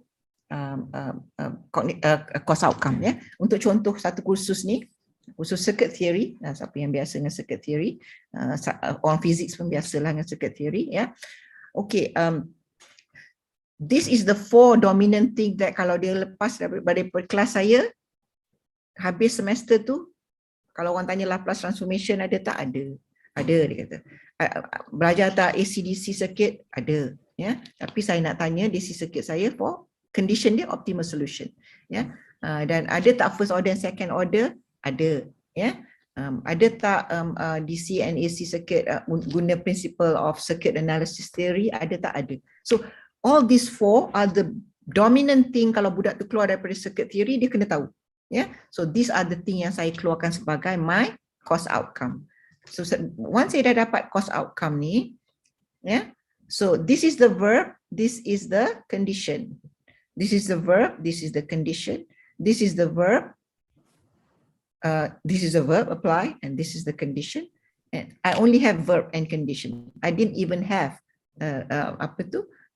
specification or standard. I didn't even use kata IEEE standard punya bentuk ke apa, tak ada, So I'm just give verb and condition. So this is the 4. So based on these 4, if you were me, able to analyze DC and AC circuit using the principle of circuit theory, would you map it to which PO? Anybody just holler. Analyze DC circuit. Nak PO berapa? PO1, PO2? Oh, siapa tak apa lagi? Let's go back. PO1 is pengetahuan, knowledge. PO2 is kemahiran. PO3 is CTPS. So I'm going to limit to PO1, 2, 3 saja. Jom. Alright. PO1, 2, 3? PO1. Yeah, okay, good. Yang ni? 1, 2, 3? PO1. Mana? PO1. 1, 2, 3? 1 juga, Okay, yang ni? PO2. PO2, okay. Yang ni? PO1. Tak siapa salah. You all letak PO1, 2, 3 kat mana pun tak siapa salah. 2 kat sini pun boleh. Sebab saya nak suruh dia analyze dalam lab. Okay? So when I map, this is the thing. So this is the content that I want them to learn. So how do I map it? Based on what is it that I want to assess them? How is it that I want to assess them? So saya end up doing this. PO1, sebab analyze tu kita kata, okay lah, I will religiously follow, it is C3, saya kata. Okay, apalah macam-macam punya parenthesis pula dah. So yang ini saya kata, PO2, saya nak tambah work in team. So now I have the condition and the specification already. So tambah work in team. So saya ada PO2 P5 sebab saya nak dia buat kat lab.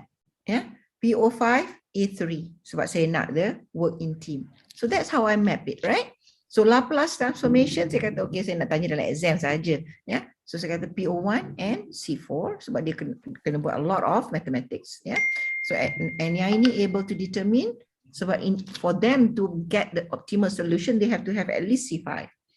May not be up to creation, but at least they can evaluate the circuit to come up with a solution, the optimum solution. So it requires some critical thinking. So alang-alang dah C5, bubuhlah PO3. So kalau you letak PO1, PO2 kat mana-mana tadi pun semua betul. Because you are the teacher and you know how to assess it because you have the reason why you put it. If you want to put PO2 kat sini, sebab you want to do it in the lab. Kalau you put PO3 kat sini pun okay, you want to assess tapi ada work in team ni, you want to do CTPS individually, it's very hard but still you can do it. Okay, kenapa saya kata very hard? Sebab they want to work in team, come up with something macam mana nak assess individual punya CTPS, boleh ya, tapi CTPS ni dia macam individual kan, critical thinking of individual. So can do also ya, because then I will have to put dia punya cognitive level very high ya, kalau I want to put CTPS here. Okay, so that is a normal way kita akan buat, betul tak ya? Kita tengok kita tengok syllabus, then kita come up with the most dominant topic yang kita nak ensure budak keluar daripada kelas kita. Tak malulah kita kalau dia orang tanya dah masuk circuit, dah tahu yang ni, tak tahu, dia kata that did not happen ya. So kalau kita dah tahu what is the most dominant, then after that we just map to whatever PO that we need to map ya, based on the 10 UPM punya PO. So ini contoh yang saya buat untuk what is the appropriate ya. Kalau examination, kalau this level dia sampai tak level C4, boleh sampai je ya. So given a complex circuit yang ni dah sampai C5, analyze possible methods ya, and why you choose that method, why ni akan differentiate one student to another ya. One student ni akan jawab begini, kenapa dia pilih that method, kenapa that guy pilih that method, and they have to solve it using that method ya. Okay, so lab work kita akan untuk sampai level P4 katakan, they work in the group, mungkin dia masuk guna apa tu MATLAB saja ya, untuk solve first and second order circuit ya. Dan assignment to ensure, remember kami cannot pass the we cannot pass the course without passing the final exam, provided that your continuous assessment is at that level already. So sebab tu assignment kita kena bagi dalam level-level case study, dalam level-level yang higher order thinking sikit.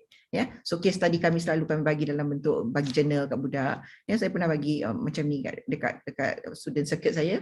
Ya, case study of household electricity usage. Kalau dulu dia tak pernah tengok bapak dia punya bill, now the time dia akan tengok, oh macam ni, macam mana nak kira. So dia akan kira dan dia akan start looking at the power rating dan sebagainya. So that is the topic that I want them to learn on their own. Yeah, then when they come and deliver their presentation, saya tahu oh they have got it. Those are the topics. So for those yang tak dapat lagi, that is the time yang kita akan put everybody together and kita facilitate. So group ni belum tahu sebenarnya, they have to learn power rating ya, dia tergagau-gagau lagi ya, benda macam tu ya. Alright. Okay, so this is the reporting that we do. You can do it. This I don't know whether other faculty do that because saya pernah ajar juga dah benda ni, course assessment summary ya, semua orang kena buat. Kalau tak buat dalam ESMP pun kita buat dalam Excel ke ya. So kami kena buat benda ni lah sebab kami tak ada sistem lagi.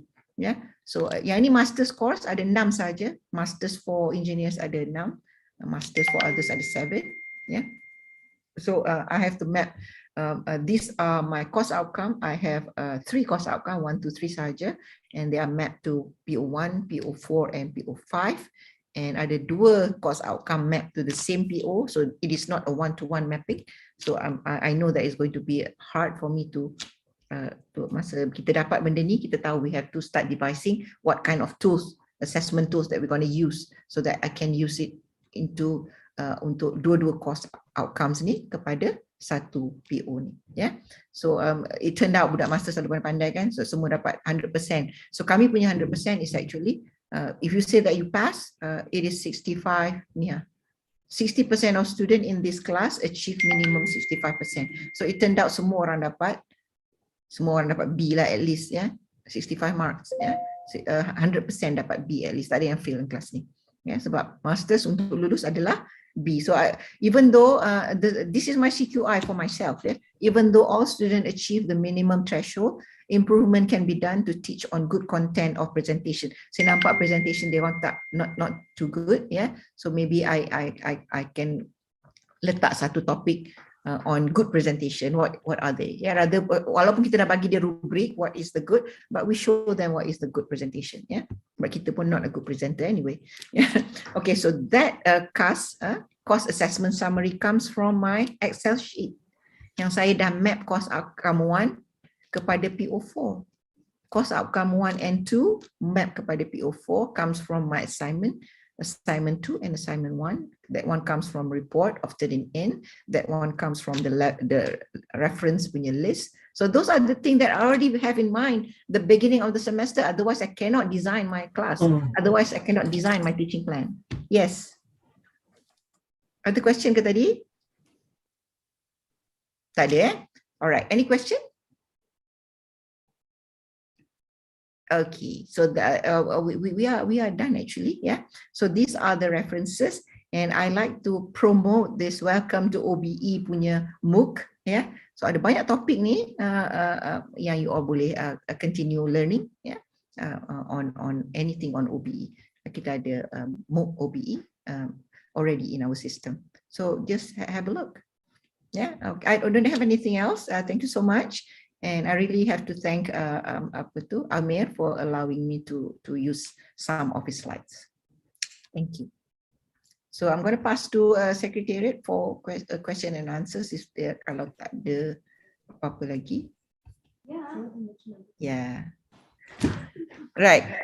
Okay. Oh, ada orang jawab kat situ punya lah, tak nak buka suara PO1, PO1. Right. Right. Thank you, Prof. Noor. Any other questions that we can have from the floor? Soalan yang Prof kata tak boleh, kalau tak jawab tak boleh tidur tu. Ya ada tak? Soalan tak boleh jawab, tak boleh tidur. I think ada Dr. Mastura tanya soalan kat sini. I'm not sure Prof dah jawab belum? Soalan daripada Dr. Mastura. Tak ada? Tak ada. Tak perasan. Okay. It's regard, dia tanya, Prof, which batch of alumni undergraduate that we should send the survey? All the batches or the latest alumni? I think this question was asked during Prof was presenting about the PEO. Okay. Sebab kita kata tadi kan, PEO we can only assess dia punya achievement 3 years down the line, 3 years after their graduation.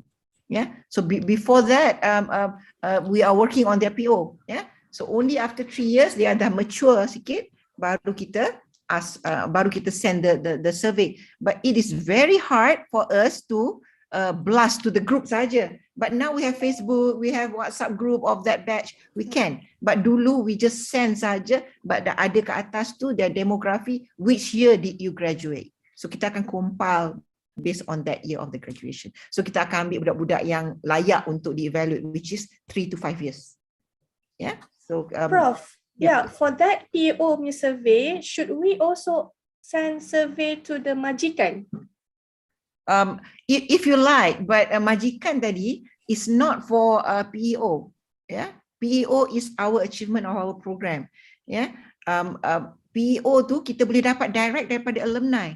Kalau kita nak hantar kepada majikan, it is best kalau kita tanya PO. Sebab kita nak improve kita punya curriculum, kita nak improve kita punya PO. So if kita punya PO tu, bila kita hantar pelajar kita ke tempat kerja, dia kata PO tu semua tak achieve, that is when we supposed to start reviewing and start reflecting on what best to do. Alright, okay. PEO is usually orang tak hantar kepada majikan, but some people did. Yeah, but it's very hard. You boleh tanya, is this PEO good? Is this PO achievable by our graduate? They wouldn't know. Dia takkan tanya budak tu, are you professional engineer? Okay lah, dia ada IR. Do you have any society that you involved in? Apakah hal dia nak nanya benda tu? Yeah, it is. PO is mainly for alumni survey. I see, okay. So yeah, I think the construction of the questions tu lah, for the PEO tu kan, most of us I think kena belajar sebenarnya macam mana nak. Sebab kita pandai craft, cantik noh.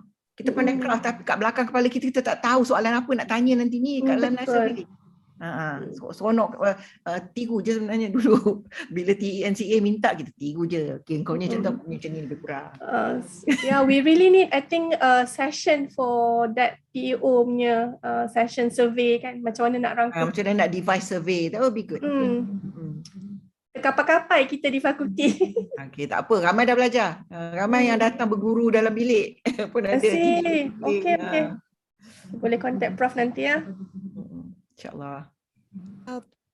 I think got one question here also in the chat box. Prof, from Dr. Lily, must work in team be stated for TS? Must work with team base? Yeah, that was the statement. I'm not so sure.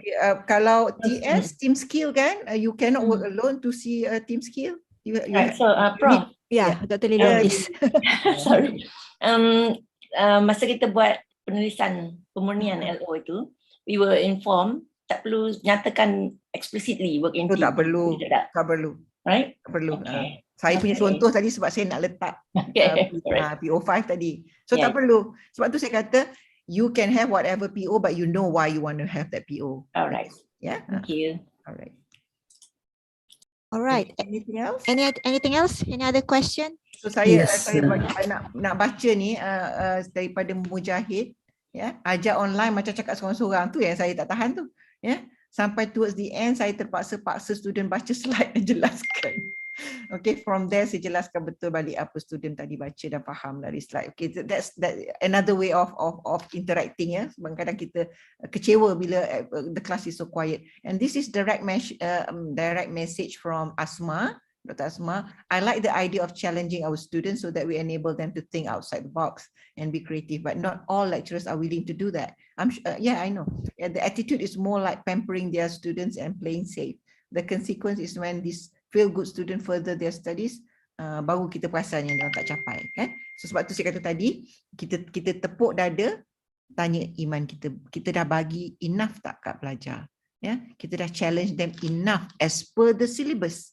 Jangan macam kita syllabus tu macam tu kita nak challenge demo, tak boleh.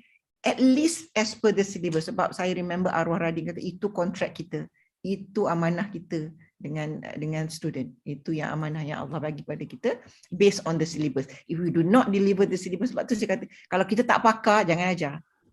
Okay? Sebab saya geram kalau ada guru sandaran yang dia tak pernah belajar fizik tapi dia pergi ajar fizik. Dia budak arts. Ya, so ada kisah macam tu. So apa yang dia faham tentang amanah? Kalau dia, sebab ada hadis, kalau you are not an expert, do not teach. Okay, only teach the things that you are expert in. Spread it. Yeah, alright. Okay, saya rasa macam ada satu soalan tadi. Okay, ya tadi. Tapi saya tak perasan siapa. Boleh saya tanya? Yes, Dr. Muhammad Roshan. Hey Roshan, how are you? Yes, fine, thank you. Yes. Thanks so much for very excellent presentation and knowledge sharing with us. Prof, I just like to know and get your opinion, because when I saw there is two issues, OBE, that I saw in your slide, that OBE have the four principles like plan, action, check, and evaluate. OBE. And another is CQI. So when I think for CQI, because my understanding, let's say one lecturer is teaching one course, and maybe he or she is teaching continuously for 10 years or 15 years, one course. This is good for CQI. Definitely lecturer will be experienced and he will share new things. Yeah, this coming year, continuously year by year, it will be improving. But my question is, so if one lecturer teaches one subject for a long time, number of years, 10 years or 15 years, and then suddenly lecturer retired or just this subject comes to new lecturer. In this case, my opinion is to achieve the OBE or CQI. So for this transaction, I think CQI will suddenly drop remaining. How you advise to balance it? The scenario is one lecturer who are teaching it for like 10 years, and then all of a sudden he's no longer there and somebody new teach it, right? Yes. So CQI of that lecturer is based on his teaching, and CQI of that lecturer who have taught it 10 years is for his teaching. Yeah. Oh, I see. For the course, so that CQI for the course is for my teaching. Yeah. Oh, okay. But CQI for the PO is the head of department work. Okay. Yeah? That CQI for the course is always about us, about the lecturers, how we improve further to make students understand better, whether we just have a lousy group this time around, yeah, but how do we help them? So those CQI is specific to the way we teach. So regardless whether you teach 10 years, 1 year, or just started, it doesn't matter. Yeah, but the one at PO level, yeah, because that CO will be tied to the PO, right? So at PO level is the job of the head of department to look at the CQI overall, not from your PO, but other similar PO from other course. Right. Yeah? Okay. So that is another story. another talk. Okay, thanks, Prof. Okay. I'm clear now. Yeah. Thank you. So tak ada lagi ya? Tadi Prof, Dr. Ghazi, are you raising your hands? Yes, Yes. I am. Yes. Thank you. Thank you. It's a wonderful experience for me, even though some part probably I have missed it out. Oh, I'm sorry, I didn't know that we have non-speaking But what Malay. was my inquisitiveness is to understand, because I do a lot of research on higher education. As far as I concern, the OBE is a more structured process. And in a way of dealing of the university's definitions that has been happened, Newman, for instance, in 1952, or whoever is saying university definitions, is more cognitive, more way of dealing, unstructured process of knowledge. Very systematic, yeah. If you make more structured process of knowledge, it's become commodity, it's become the element for secondary schools, polytechnics, or not like a university, what called man as man university, let's say Oxford, let's say Cambridge, let's say Boston, because these are the cognitive people they produce. So when you are going to really deal with the cognitive subjects, not like the skill-based subject, how do you really think the challenge of mitigations of making the structured knowledge made by OBE, and of course OBE is a World Bank product, which has many negative criticism as well. So how, because of the World Bank is trying to make one commodity exporting from developed country to developing country, so OBE has a lot of bad criticism in terms of World Bank interventions on it. But I don't want to go that part, but for my understanding, like I'm working at social science faculty, and or I produce articles on social science. And I do not always believe in a way of structuring knowledge, or structure of the knowledge is going to really help social science, arts and humanities, or let's say, for instance, developing a philosopher or a cognitive thinker who could be really the idol of the father of science, a philosopher. How do you react, Prof, on that kind of way, and how do you mitigate the challenges that involve in terms of cognitive way of? Okay, all right, okay. So you're not a believer, I know. Okay, but I don't. I mean, I don't. I follow it because the university asked me to follow. But I'm really in against. And we are governed by Act. Yeah, so governed by Act. So I do follow it. Let's think it openly. Let's talk about it openly. Yeah. Remember, during your time and my time, we are all excellent students. We are A students. Yeah. So they can give us elephant, they can give us tiger, they can give us the whole world, and we can chew it because we are excellent students. We are elite group. Yeah. That's what you're saying. Yeah. We are elite group. But I have hold on. Let me say. Yeah. So we can take whatever. We can take whatever format. They don't even have to talk to us. The lecturer don't even have to talk to us. We only take notes. And we did excellent. We become CEOs. We become professors. Yeah. But now everyone who comes to the university, they are of different backgrounds, different level of ability of knowledge. Yeah.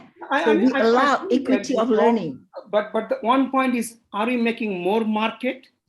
Yeah. Are you extending the bigger market? And in order that is not market, that is freedom of knowledge. Is it freedom of knowledge, or are we extending the bigger market commodity? And in order to extend the market, if you look at it that way, you can.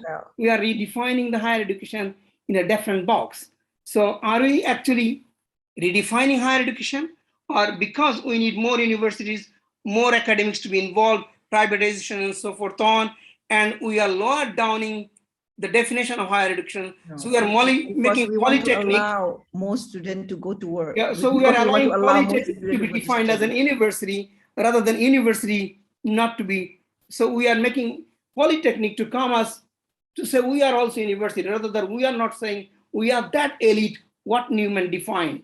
And is it really going to be the one concern which has really is triggering me? Is it really going to help us to be a leading nations, or will keep us as a forever following nations? Likewise, the countries that are following that, they are a following nations. And should we be able to have an Oxford? Should we be able to have an MIT? should it be able to have in Boston? Or Do we are you going know to that MIT and Oxford are also following OBE because they are governed by outcomes as well? Yeah, some part of them they do because of the marketing, but some part they don't do. So they have distinctions. I don't think this is the platform that we discuss on that. Yeah, because all right. Thank you. Yeah, Thank but, you. right. But you do agree that we are allowing more people to learn. We are more so that we have to have a systematic approach into teaching, so that others who are less elite like us can also benefit. Yeah, I do certainly agree on that part. I mean, if you extend the market, you have to come out with a performate. If it is a big market, you cannot go with an open-ended. Its quantity is always structured.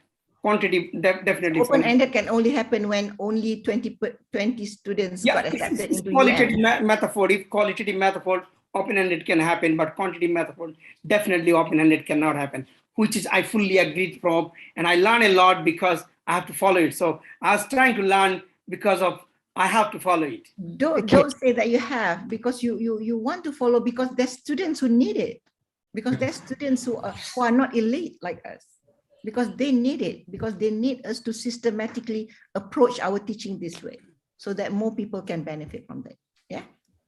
All right. Yeah. Thank you so much. Thank you. I understand your predicament as well. Right. We are actually towards the end of time, but I think I hear one last question just now. Siti Khatijah raised her hand as well. Yeah. Hello, Assalamualaikum. Okay, Siti. Dr. Siti. Yes, saya Siti Khatijah daripada Computer Science. I just want to ask some opinion from you lah. Okay, like in the tadi awal Prof ada mention, the students should get they deserve to get whatever they deserve, kan? So saya pernah ada pengalaman yang mana I have been asked to lower my students' mark just because they are not perform, they wasn't perform masa final exam. So masa tu sampai sekarang sebenarnya saya rasa bersalah sangat pada student tu, sebab daripada week 1 sampai week 14 kita monitor dia, so kita nampak improvement dia, but somehow mungkin masa final tu I don't know what happened, markah dia okay, cuma tak adalah tinggi sangat, still above 50%, tapi tak adalah macam kalau kita Are you saying that your department asked you to curve your results? Something like that, yeah. So saya macam rasa adakah benda tu memang ada black and white to do that? The prerogative is with you until sebelum sampai Senate. It is your prerogative whether you nak tambah markah, nak buang markah, nak remoderate balik ke, is your prerogative. So dah sampai Senate, no more your prerogative. Sebab tu saya kata nak buat apa-apa, nak tambah markah ke, nak ada markah kesian ke, sekarang. Before Senate bersidang. So once dah sampai markah kat sana, tak boleh buat apa dah. So don't curve it. Don't curve it just for the sake of curving it.